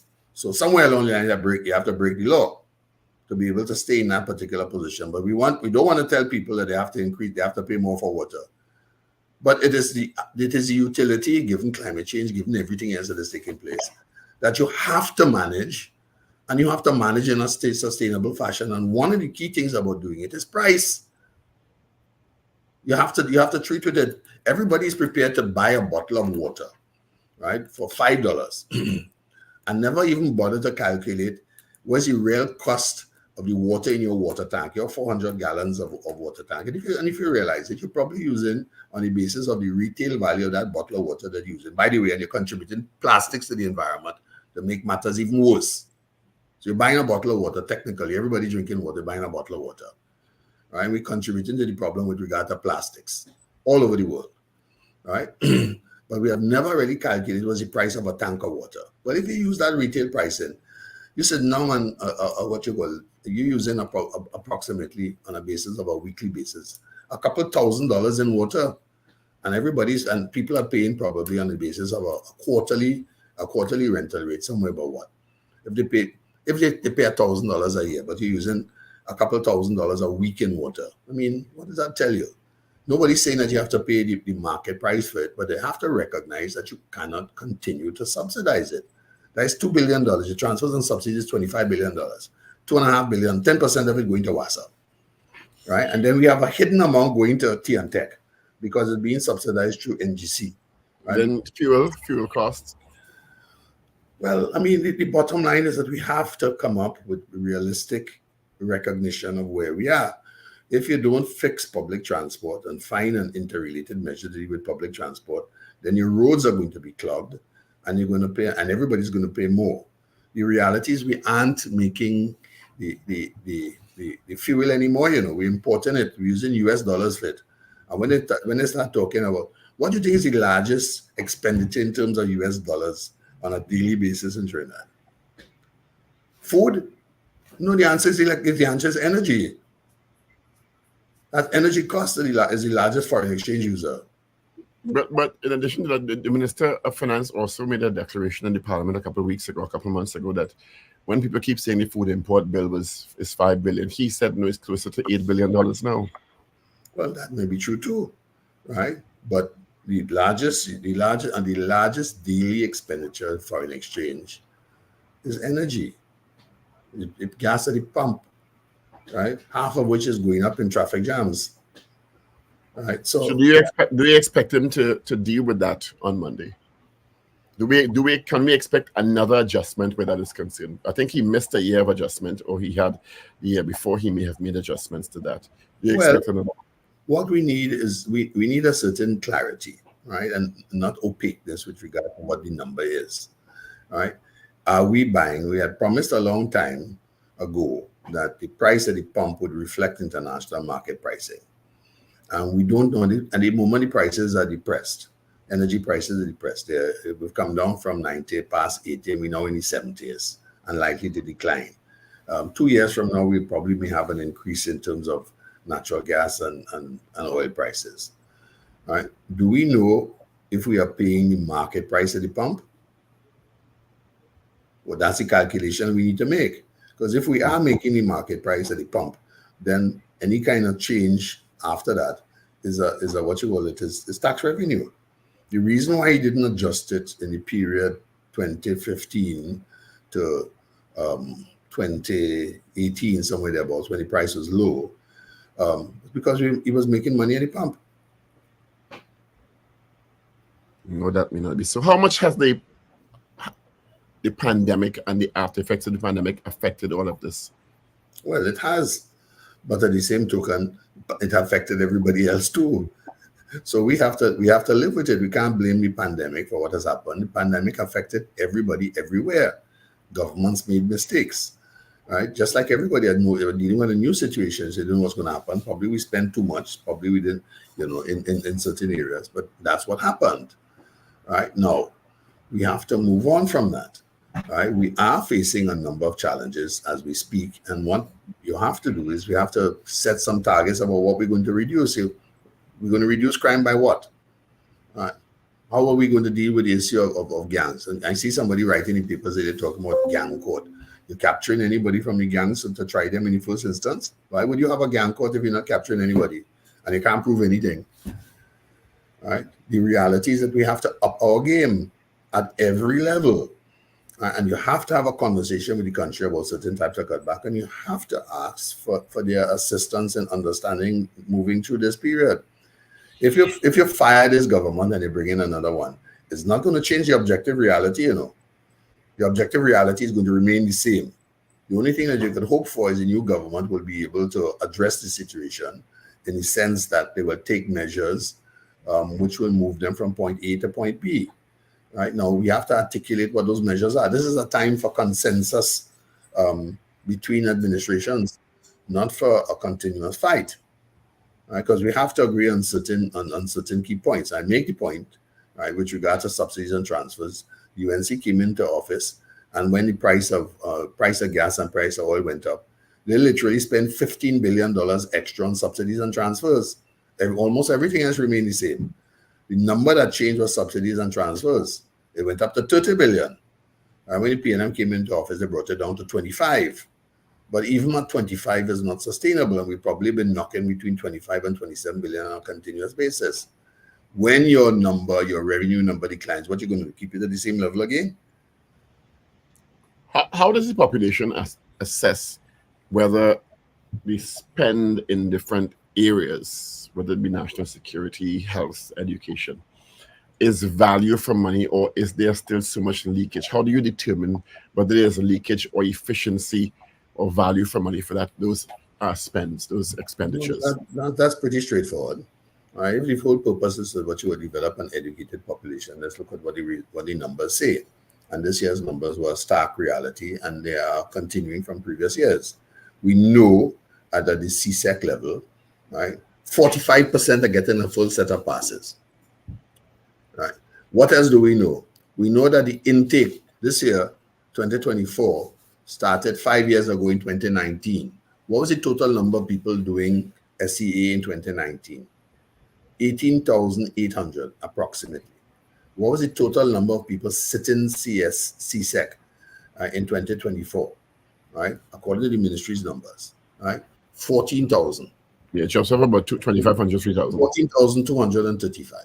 So I'm missing 4,000. I'm missing 4,000 students. We don't know what happened to them. I brought that up on several occasions, and you get a glib response. We don't know where they are. All right, and of those 14,000, 45% got a full certificate. All right, 45%, and the inverse ratio it means that 55% failed. Right, that's the one number we talk about, 45% success ratio. What we need to be paying attention to is the 55% failure rate. Well, and I'm always surprised that I mean they can't, well, they shouldn't be and can't fudge the numbers. But I was surprised that they were actually boasting that we did comparatively better in the rest of the region. But still, comparatively better is 45% had a full certificate and passed. But that automatically to me says, but what are you doing about the 55% who didn't pass, and the 23 to 25% every year that score under 30% at SEA? Well, and that's the issue. It's a conveyor belt. Now, you have what you want children going who are underprepared. They're not going to do well in school. So the dropout number is telling me that there are a large number that are underprepared. If you got 30%, but everybody was guaranteed a place, that's what we said. Everybody's going to have secondary school education. Well, the presumption was that they would be learning something, or that they would, there would be a certain measure of success that would occur thereafter. It's a conveyor belt. Year 1 and year 2 in your CSEC program is to build on what you did at SEA level. If you're not properly prepared and you have no remedial capacity within the secondary school system, and there is none, you can't expect to get a better result, right? So you have to fix at the primary level, right? That takes years. It means that if you go back and you fix at the primary school level, what happened to all your throughput for the next couple of years? Because you can't just fix immediately, right? This takes about a 6-year cycle in terms of catch-up, right? So if you have 6 years of catch-up, six multiplied by 4, that's 24,000 people that's still under the level by the time they get through. What are the alternative programs? What is the remediation? Those are the kind of basic numbers. And then that's education, national security, same underperformance at some level. Health, well, yes, challenges in the healthcare sector.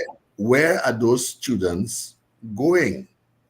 Right? They are going into the system. They're going to be fitted in. You're going to have declining performance at different levels because that's what's coming up. Right? So that tells you that you have to fix at the base. Right? You're not going to see immediate improvement, and that's the answer, Richard. Right? You're not going to see immediate improvement. If you don't start now, you'll get the same thing that you're getting down the road. Right? So let's stop the fluff and let's get on with the basics. Fix at the base of the system. And so you a lot of grandstanding. Right? A lot of grandstanding. That's what you've got to do. Not talk the rubbish and what you call it about the perceptual indexes. You have to deal with the issues. Right? The only way you could change the perceptions down the road, and it takes time to do that. This is a moving conveyor belt. Right? So you have to put remediation programs at every level. But if you don't fix at the base, you can't expect what is coming up to be any better than what went before. Right? So you ask about what measures. That's a significant measure, but it will take time to fix it. Everything is going to take time. So the answer is that you better start rather than just simply continue. And that's what we've been doing. We've been in the business of continuance. Everything is continuing, right? We say we do X, Y, and Z. It has to be, that's the power of focus. When you focus on something, I could help fix it. Well, focus and accountability. Well, the two things work together. Now, Well, no, conversely, you could focus and be focused on the wrong things, eh? And you con- could not be accountable or monitor performance. conversely, if you look at the performance at Keep, we're talking about 90%. It means that the 45% who moved up, those of the 45% who moved up, found their niche. Yeah. Right? What you want is 90% of the other level. Because they were prepared to move forward. Well, all right. So there you go. But the answer to that, because of the other levels, we've cut it down. So the numbers are smaller, and the numbers are better because they've been geared towards success. Right? That's what, and we have to remember the other 4,000 that dropped or went somewhere, That's part of the reason that we're having part of the dislocation that we have. A dislocated child is a dislocated adult. Yeah.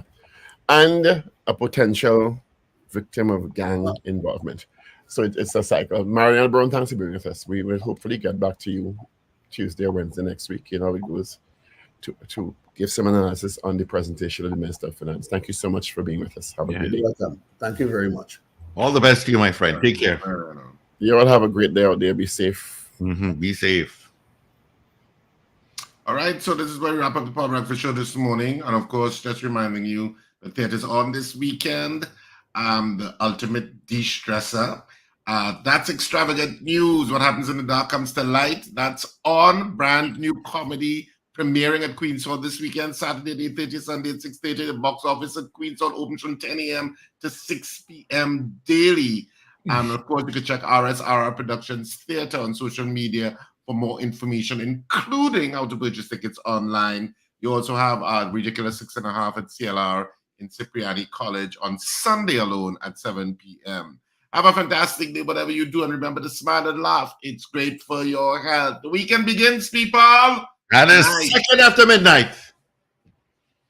All righty, folks. Let's get into our 8 o'clock news brief. Avi is in. This is your news bulletin from Power 102 Digital.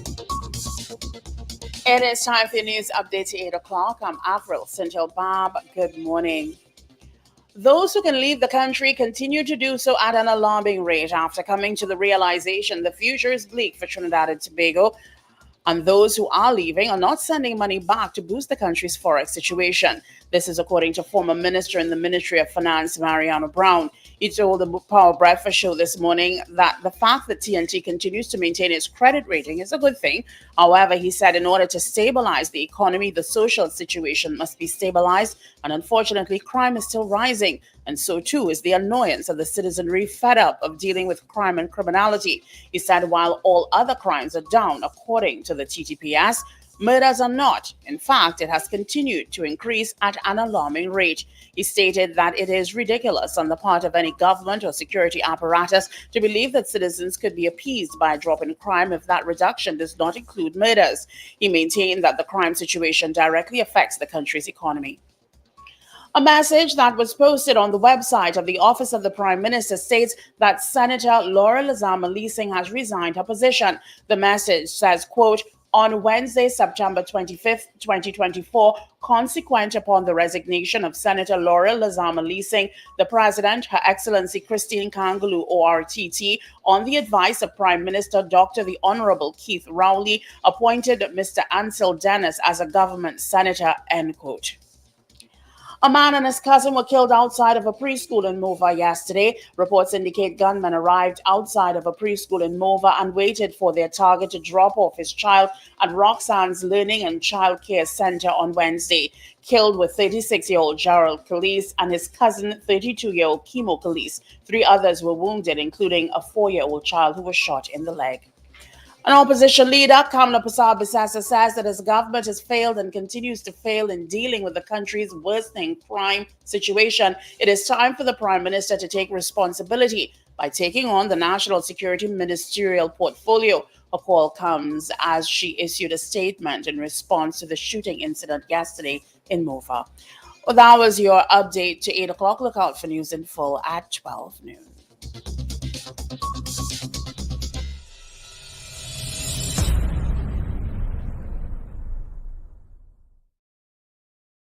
There is a connection between government policy and law in the sense that all laws start as some type of government policy. So, for example, in Trinidad and Tobago, we would have had the recent national policy on persons with disabilities.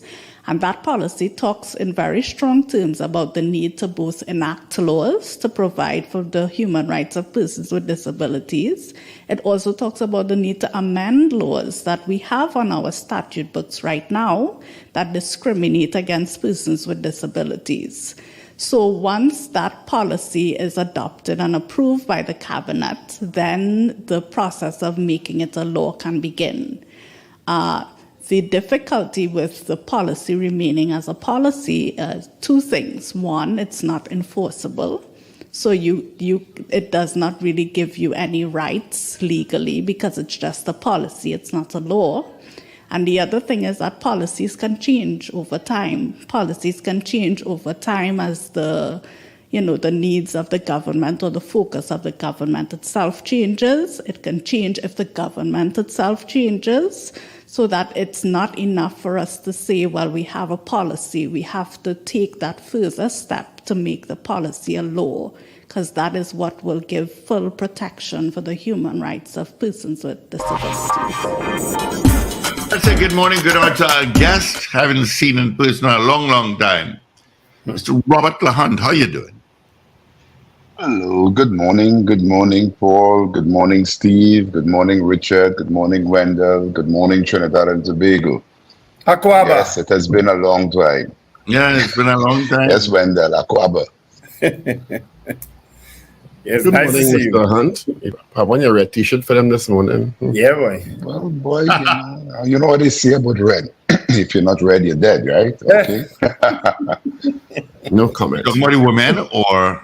sorry, no, let me not say that. No.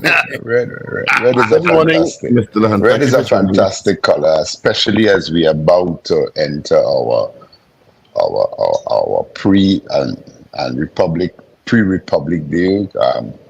Tomorrow is a big day for Trinidad and Tobago. It's a day that we grew up as a country when we became a republic. So I think wearing red is indeed very fitting. Very appropriate. Very appropriate. Make Wendell smile there, boy. From the time the camera came on, he came on and said, hey, he's ready about that. Well, Mr. LaHunt, good morning. For those of you who may not know, Mr. LaHunt is the immediate past executive director of the IDB and the past Minister of Public Utilities. Thank you for joining us this morning. We wanted to talk a bit about Trinidad and Tobago, and you had the unique vantage point for 2 years as the executive director of the IDB, which is a significant institution in the region. And a lot of the focus has been placed on climate change. If we could start by giving us a sense of what your tour at the IDB entails, so we get a sense of what you did there as the executive director. Well, basically, as the executive director, the IDB operates from two perspectives. They operate at the country level, on the ground, and you have at the country level the IDB office, which is right around the savannah, around the York. And they are staffed by IDB staff personnel who sees about the operations of each individual country. In addition, the region has one position as an executive director, and we sit at the board level, not like the board level of a bank, but actually working in the bank. We sit in Washington, 14 of us, and we are the ones that approve all the loan facilities. We are the ones that conduct and manage the operations of the institution. So like a board of directors, anything that requires human resource management, operational risk, credit risk, etc., comes up to the board and is approved by the management. As a result of that, the Caribbean, as I said, has one position. That position is agreed upon by all the governors of the region, and the countries that were represented in the Caribbean are basically Trinidad and Tobago, Jamaica, Bahamas, Guyana, and So who would make up the other 13 members, Mr. Lar? Well, the other 13 members are made up of borrowing member countries and non-borrowing member countries. And they are all put in groups similar to ours. I mean, of course, the Caribbean is put in one particular group. There are people from, Central America. There's a Central American group. There is the Latin American groups made up of people like Brazil, Argentina, and Mexico are the major players. And they are on the borrowing member side. And then you have the non-borrowing member side, which is really a lot of the European countries and all the countries around the world. Japan, China, they are all non-borrowing member countries, and they are also represented also on the board of directors. So you have a board of directors and you have about 46 councillors, who also represent every member country, both borrowing and non-borrowing.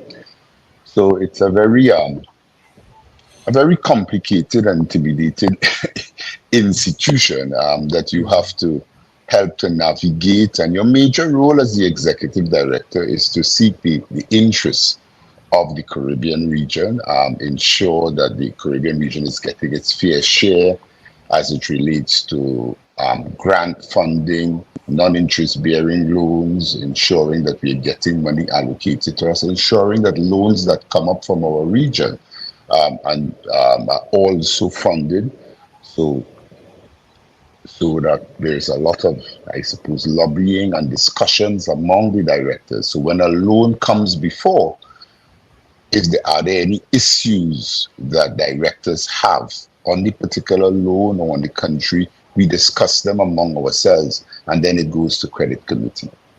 Mm-hmm.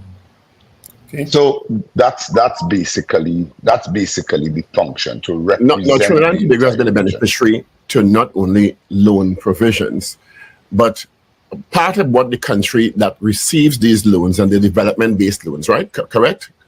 Yes, they are. In several areas, and in some instances, quite sizable loans for development projects. In addition to the funding, because of how the IDB operates, from my understanding, from colleagues and friends who associate with the IDB, the country gets a lot of capacity building capability and implementation capability and risk management capability, because a lot of the gaps in particularly Caribbean countries, the IDB helps to move those issues along.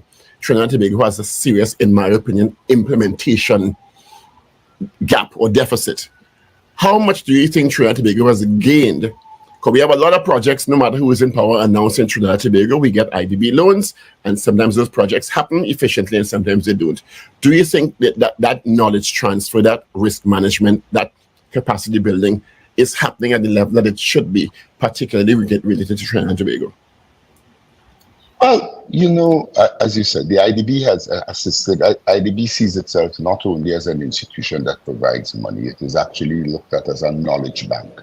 So that's an institution. When you want to get something done, there are lots of consultants and there are lots of people that you could turn to who have done a lot of this type of work throughout the region, Latin America and the Caribbean, and therefore you could turn to them for assistance.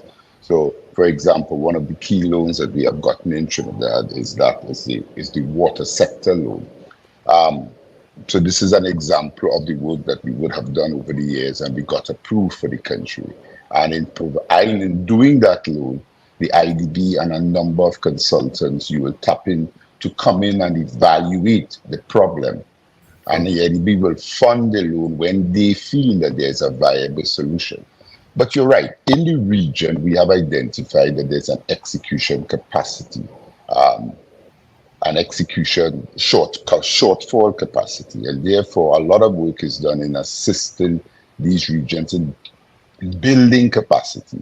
So in Trinidad and Tobago, for example, you will get loans. I mean, you have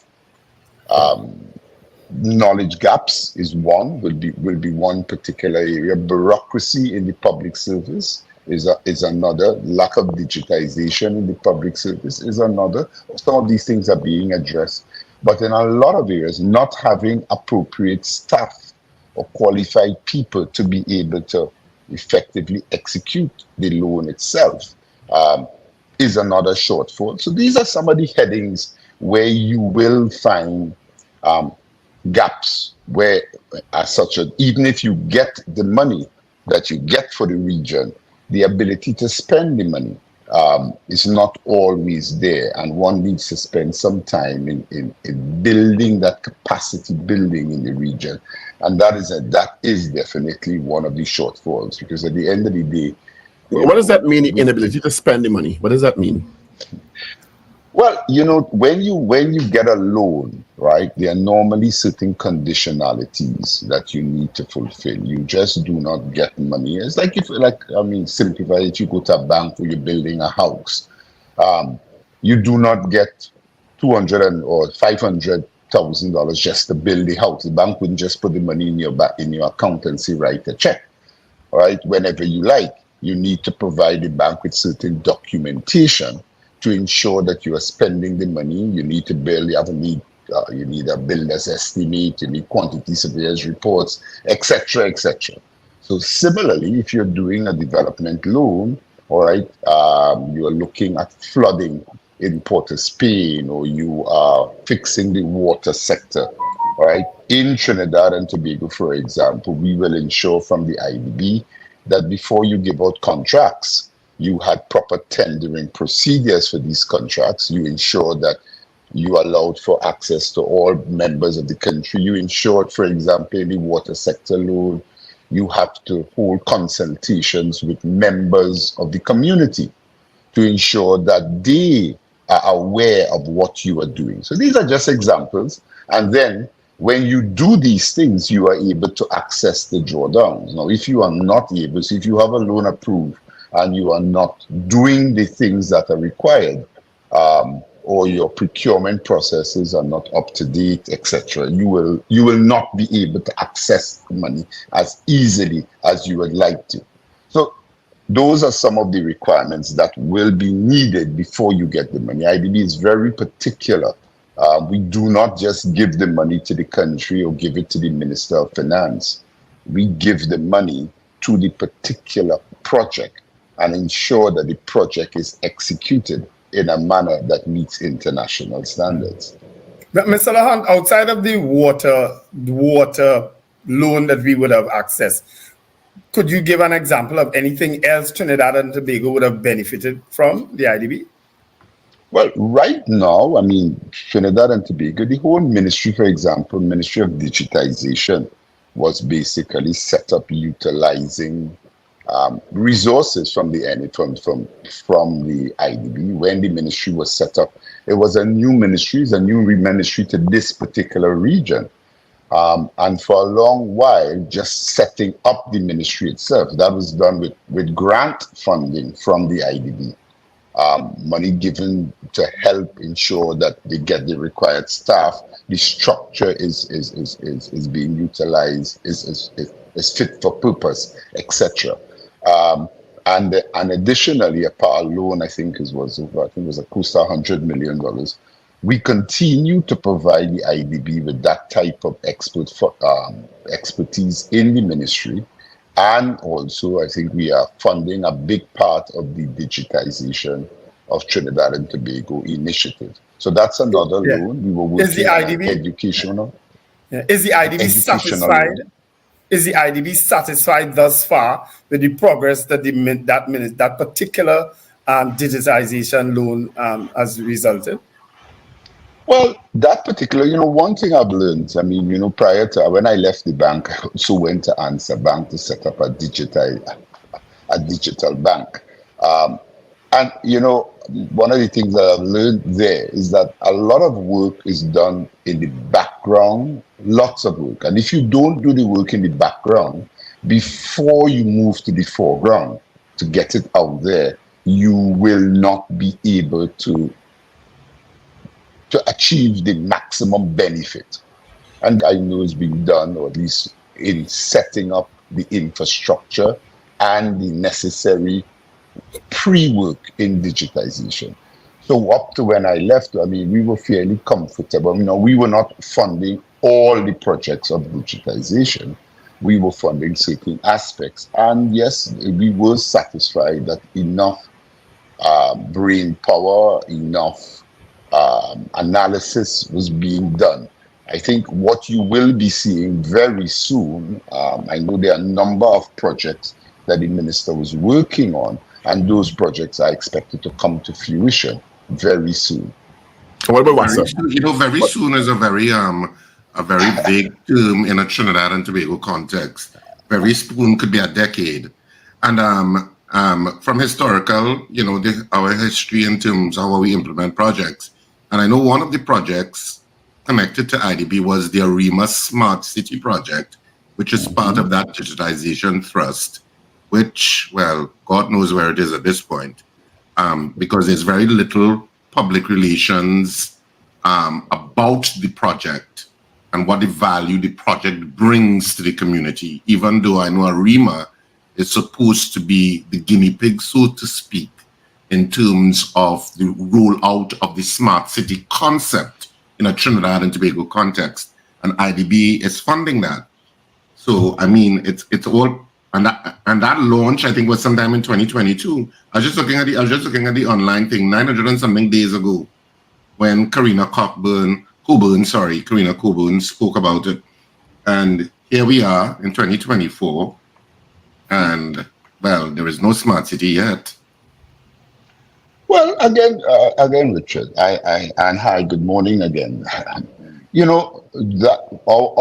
at the IDB we provide the funding. We provide the funding on that particular project. For example, to set up a smart city requires project design. You've got to design that project in a manner.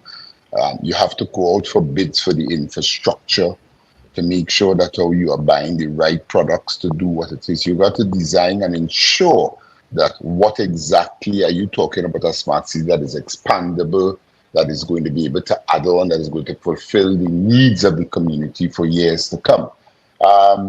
So 2 years, again, it's sometimes in getting things right, it requires that you do the work on the ground properly. So I know that project is advancing. I mean, of course, at the level at which I operated it, that is really up to the minister, the MPs, and the people who are actually executing the project. I can't go into any detail, but I know that was not a project that we particularly had any problems with, and the work was progressing. And as I said, I'm sure. As for the PR associated with it, that is totally outside of my forte. Again, you asked about WASA. I mean, in the case of WASA, a lot of pre-work.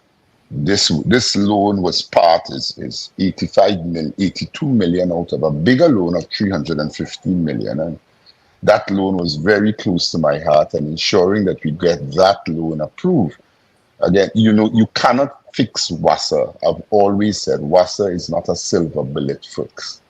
WASA requires designated funding so that you will be able to do a number of things.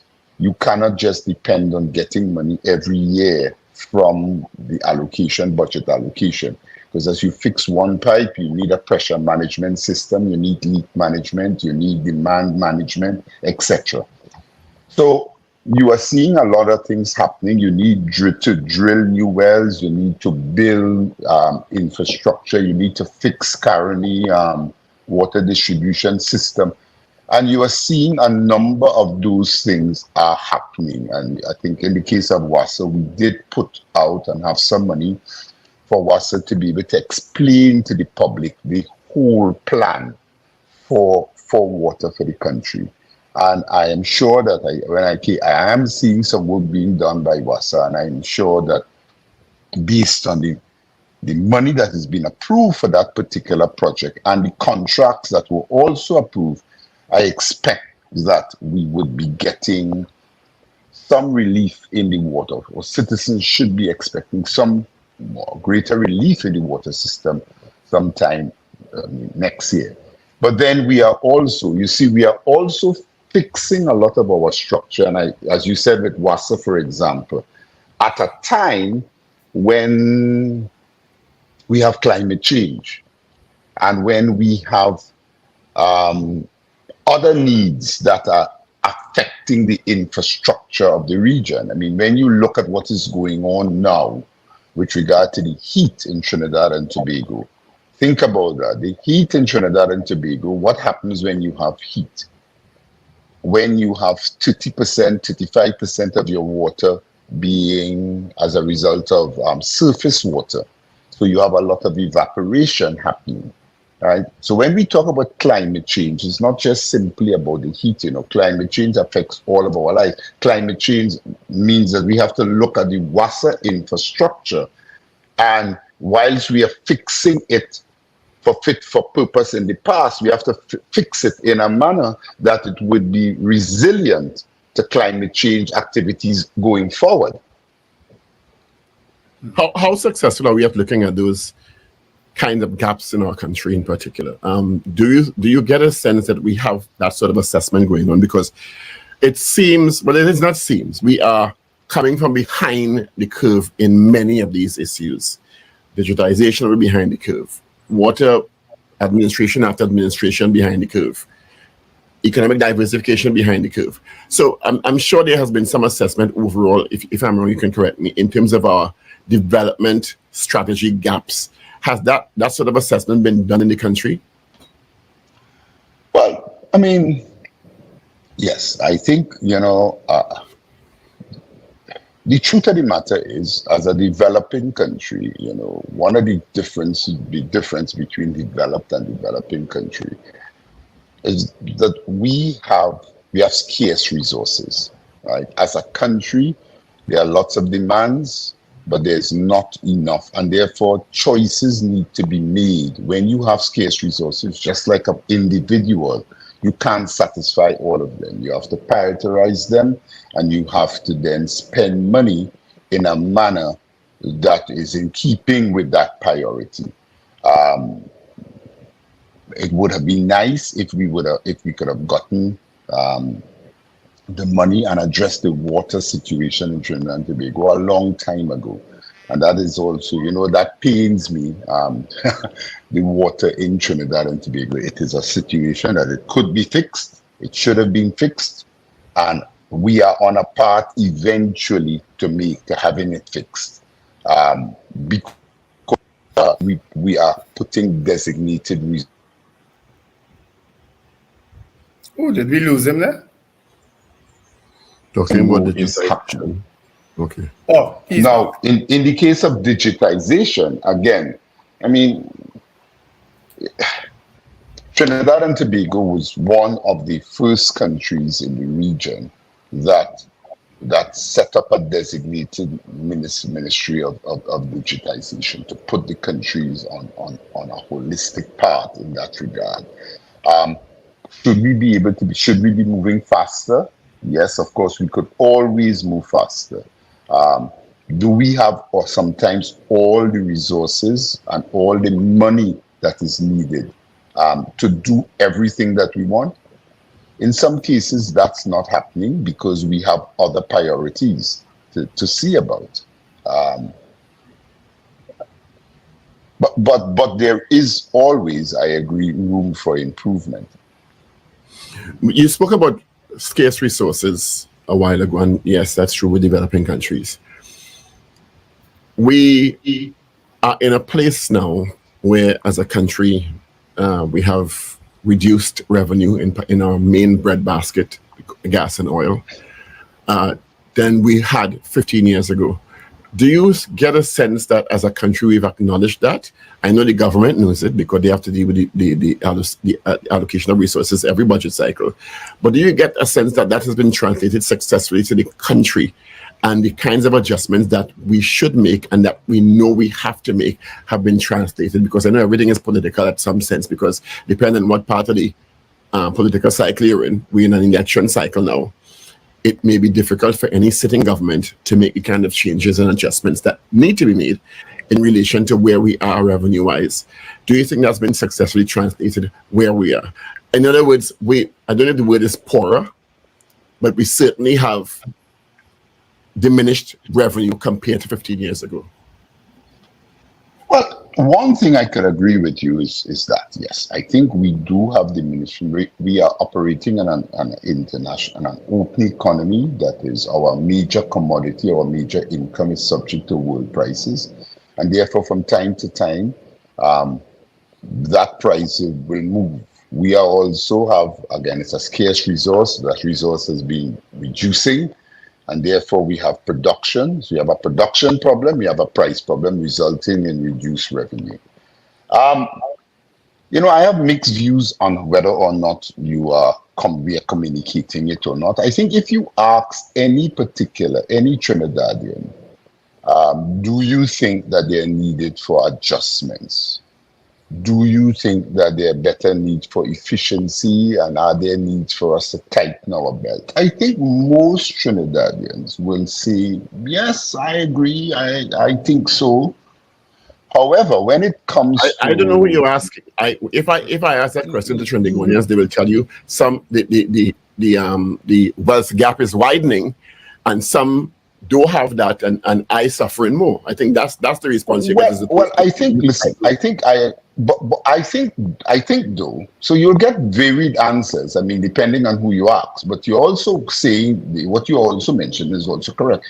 What I have found is when it comes to asking, are you prepared to carry the burden or some of the burden of that adjustment? Well, most people say, listen to me, there are lots of other areas that I think you need to tighten. And when you fix those areas, then come to me.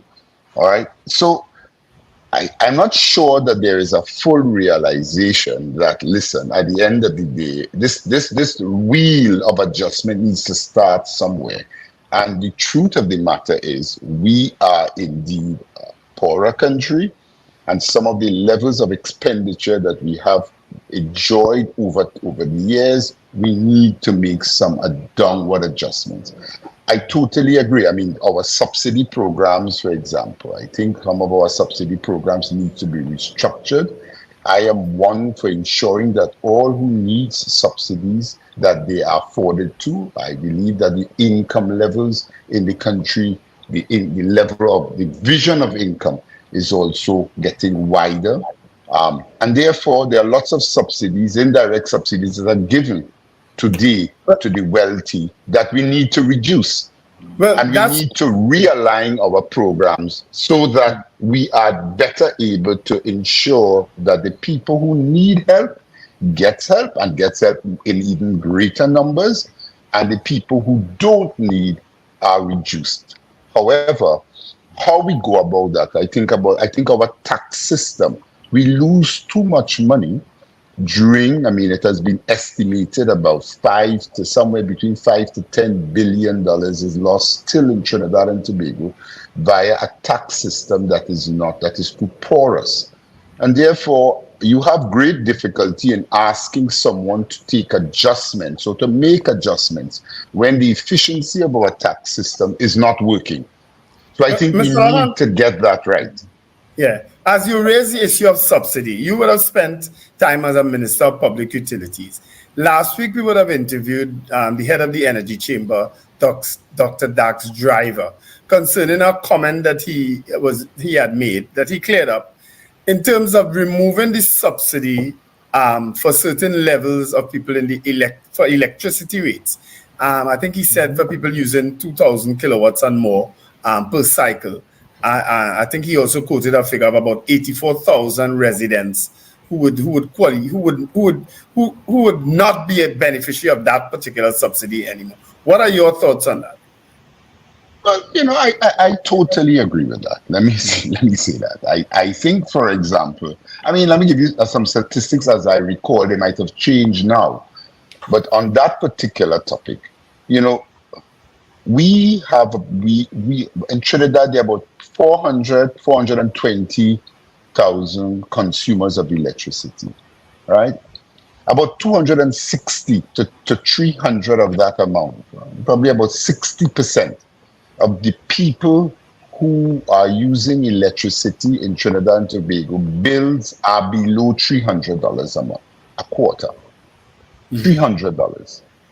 So there are lots of people in Trinidad and Tobago, who get a subsidy and who actually who manage their electricity or do not have the types of equipment that pulls a lot of electricity. So when you look at the amount of money that we get that is given out for electricity in the residential sector, it just means about 10% of the people whose bills are in the capacity of $30,000 and $40,000. They are the ones who could afford, right? And they represent about 70 to 80% of the revenue that comes from electricity in the consumer. And a lot of them could afford, and they don't need a subsidy. So you have close to 260 to 270 people in Trinidad and Tobago whose bills are below $300. Yet still you have people with bills at $30,000 and $40,000 and $45,000. So when you're giving cheap gas to give everyone cheap electricity, you clearly need to manage that distribution. Continue to ensure that some people need cheap electricity, and I am not advocating for those people to have to pay more. But I also believe that the subsidies that is also passed on to everyone, for the individuals who could pay a lot more, the rich people, that they should have to pay.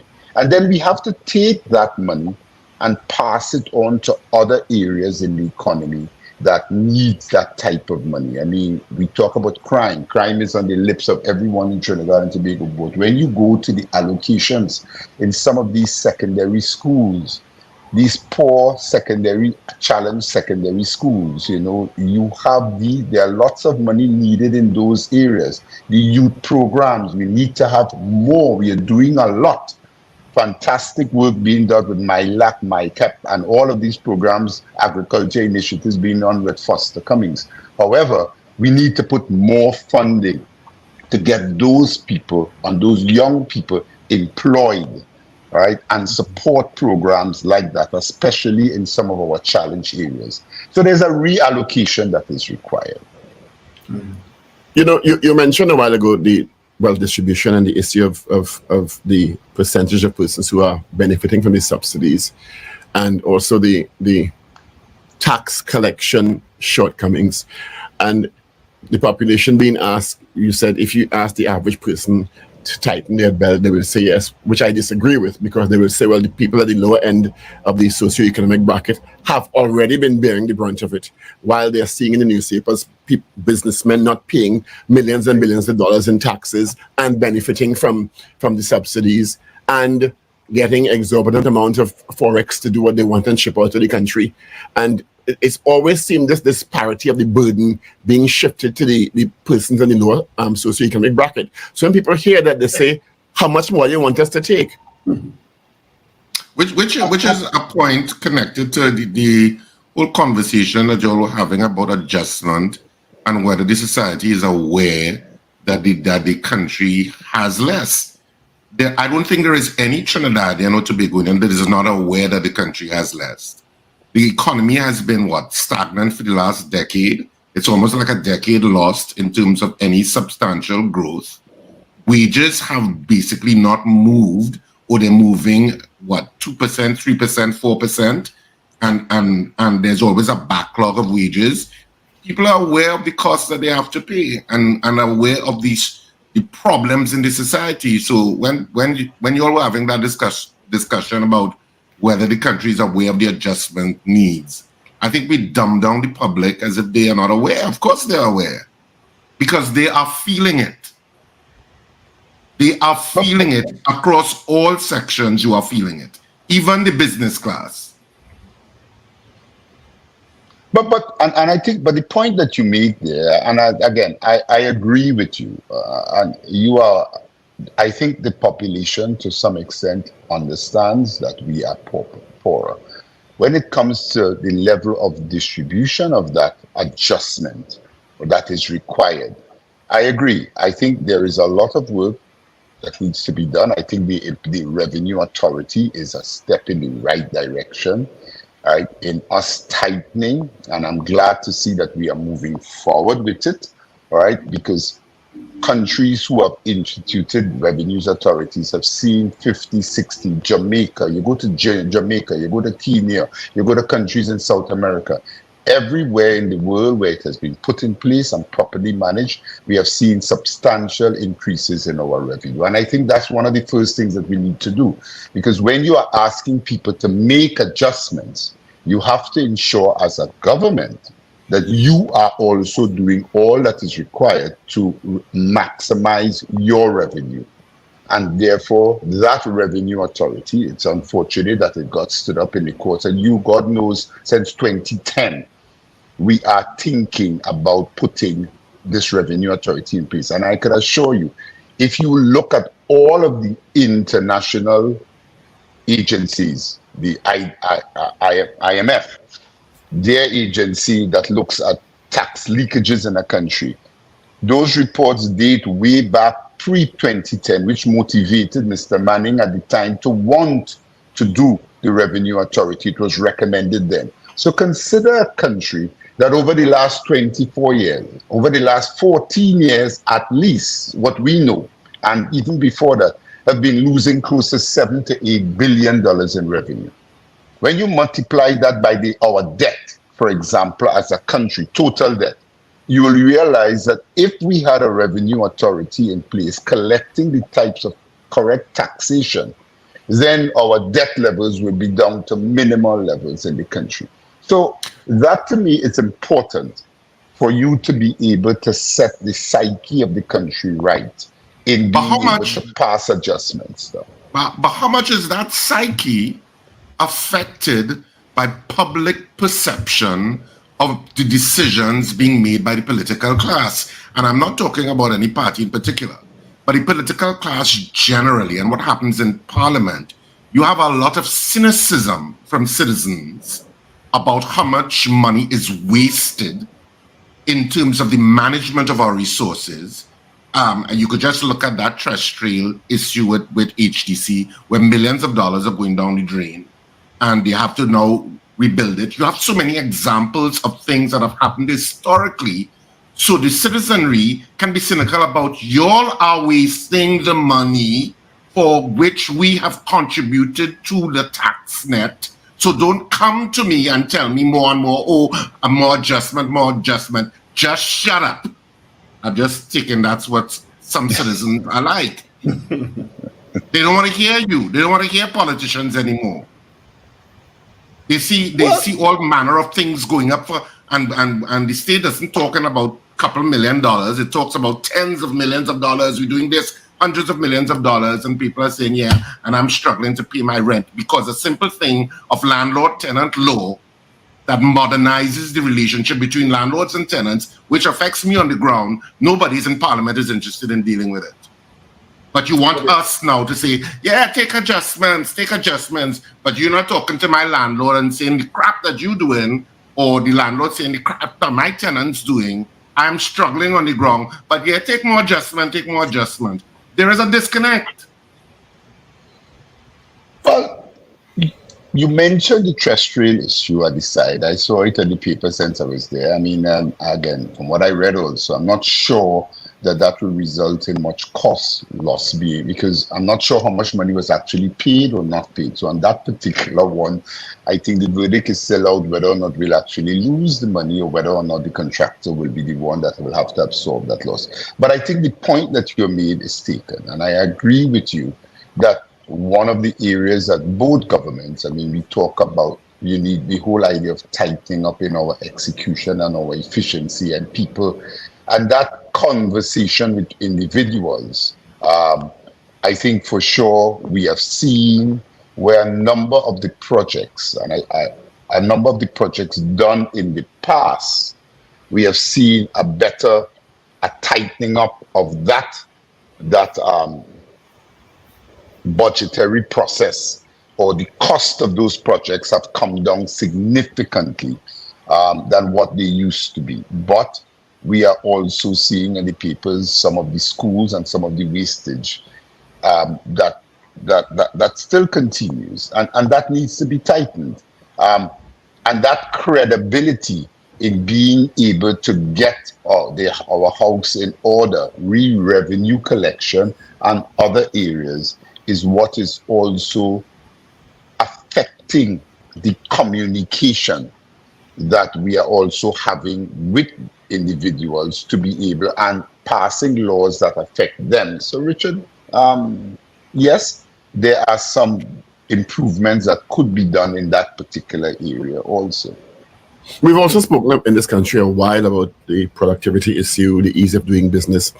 And we're at the stage now where I think the last information I have, and I could stand corrected, is we are at the stage of negative FDI, if that is correct. And we are struggling to attract the kind of investment, foreign direct investment, to, in some instances, in addition to loan arrangements, finance development projects. Why is that? You know, the truth of the matter is like I say that analysis is a little bit like West Indies cricket. It's not that West Indies cricket has actually gotten worse, you know. I mean, we could say that the people, but the others have studied us and they are better, and we have not moved to the levels that they have moved to. All right, so they have improved, and when you are looking at foreign direct investment coming into your country, you are also competing with the world. You are competing with all the countries in the world, and you have to ensure that there's a holistic approach to investment. There's taxation, there's tax incentives, there is crime, there are how much is the acrimonious politics of the country impacting that? And our acrimonious politics of the country in Trinidad and Tobago is driven to a large extent by the other things that we celebrate. We are a cosmopolitan, plural society where every creed and race finds an equal place. And we are all in this together, right? But we don't get, from a political perspective, the polarization and the large groups that we have involved in that polarization, when it allows us to be, it prevents us from being able to unite and be able to make decisions that are always in the best interest of the country. So it is difficult. Trinidad and Tobago, by virtue of our, as I said, it is not an easy place to manage, by simply because the things that we celebrate also are the things that also prevents us from getting that type of unity, right, in making the types of decisions. I always celebrate Barbados as a good example that has an excellent relationship between their unions and their governments in a tripartite arrangement. When I was in Barbados, I participated in that, and a lot of conversation and arguments happens in one room when that tripartite conversation is happening. However, when one leaves that room, there's a sort of putting country first and unity that goes out there. That is not part of the Trinidad culture. And therefore, it's part of what it is we have to manage in Trinidad. And as one way, we celebrate our diversity, but it is also part of what we have to deal with. And it is part of our politics. We do have a plural society and a polarized plural society. Well, look, Mr. Lahunt, I know that we may not have the time to take calls, but just to read one of the comments on the chat by DL, who is asking for magic, really. They're asking for magic. Stop corruption, wastage, and kickbacks, and the country will have more than enough money to run like a first world country. And that's a generous sentiment out there. Yes, still tax accordingly, but make the systems work.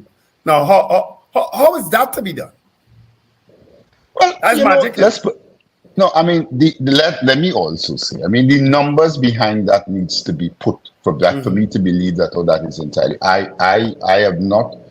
I'm not entirely sure that if you just stop the corruption altogether, we will have all the money to fulfill all of the needs, because the needs of this country from an infrastructure needs, they are huge.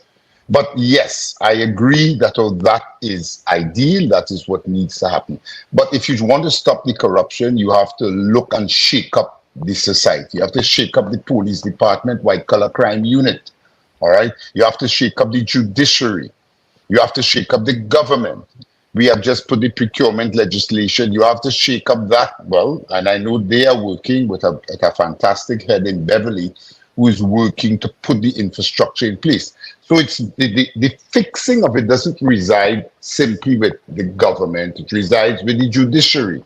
It resides with the police service.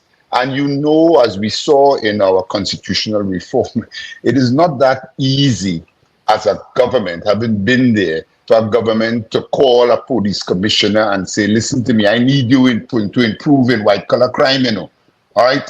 Because the service commissions, those, our governance structures are not there. So there are a number of things. I agree with what you are saying, Wendell, but it's a little bit of utopia to ask for it. We need to put things in place for us to get there.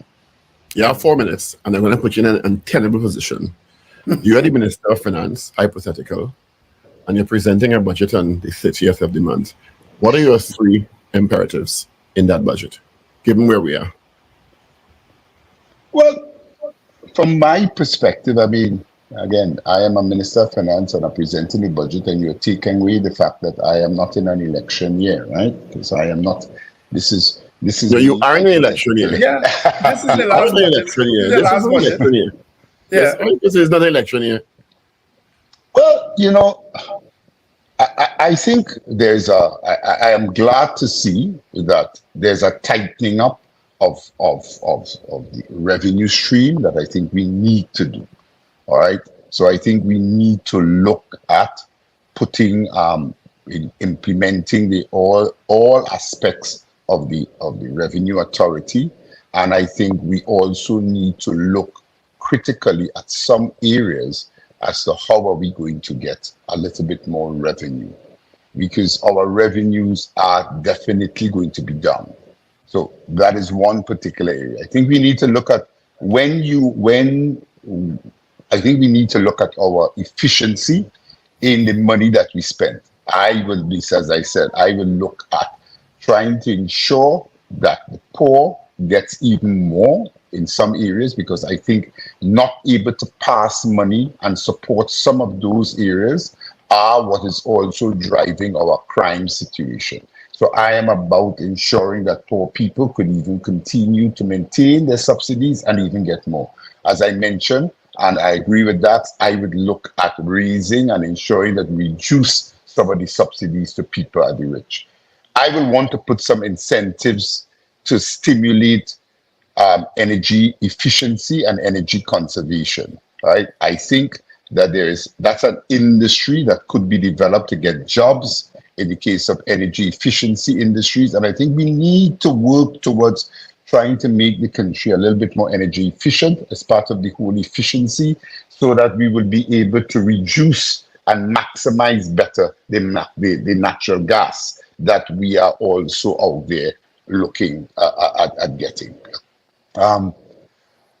Those are off the top some of the immediate things that I feel we need to look at. And I think how we distribute, as I said earlier, how we distribute our subsidy programs and how we allocate our subsidy programs. I don't think any Trinidadian will be upset if we remove some of the subsidies or indirect subsidies that are being paid by or being collected by people who already have too much. The income distribution in Trinidad and Tobago, since returning, I'm seeing that it is widening, and I'm seeing that poor people are under a lot of stress, and they know they need some assistance. I mean, and I was helping one of these schools in the Laventille area, and out of 90, 120 students applied to the school will probably get an intake of about 90, because 30 students just do not have the resources to go to school. Mm-hmm. That is a recipe for crime, when you look at the infrastructure in some of these schools, right? We recognize that. Could you imagine at this time when you are feeling the heat in your air condition, and I'm talking to some air condition people and they're being called out because the air condition system they're working, but the heat is so intense out there. There are people in this school who go to school in those schools and they don't have fans. in their school. So they are in a classroom without fans, minus air conditions. They can't function effectively. You can't function effectively, and therefore we have to spend some money in ensuring some of these programs, some of these kids are in the school, and some of the other programs, we have to expand programs at MILAC and a lot of these youth initiatives, because they are scoring under 30% and they're finding themselves in a system that just moves them from one level to the next. Some of them should not be there. They should be in other places. Because No, but that's a whole other conversation. We had to step and you are scoring. But yeah, you're right. Yes. You're absolutely right. Robert, so those are some of the areas that we need to focus on in the budget so that we will be able to address some of the problems. All right. The whole life. So we could go on and we could go on. Well, budget, I mean, we hope to have you after the budget to have a conversation. So wherever you are, we will send the link. Thank you for being with us. All right. Okay. All right. No problem.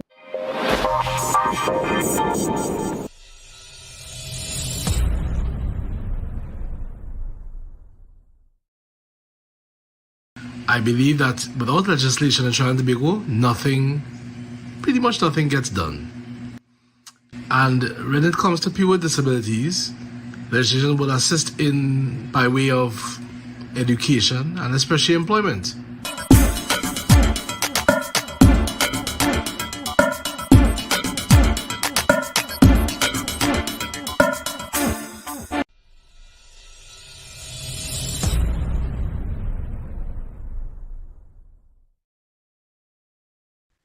Legislation sets the tone for how we treat each other as a society. It provides those boundaries and the expectations, and it also upholds the rights of all of the citizens. Legislation is important for everyone in society as it sets rules and regulations that create an organized, safe and fair environment in which everyone is equal. They form the opinion that because you have a disability, that you are somehow unintelligent, stupid, ridiculously asinine, you name it. So legislation is quite important, and I hope that legislation is soon coming so that people with disabilities can be who they are. People first, disabilities after.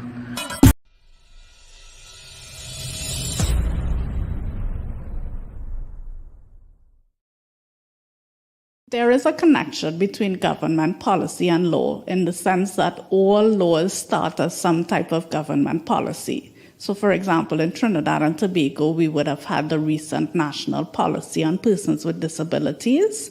And that policy talks in very strong terms about the need to both enact laws to provide for the human rights of persons with disabilities.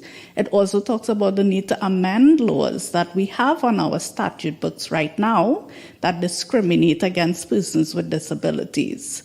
So once that policy is adopted and approved by the cabinet, then the process of making it a law can begin.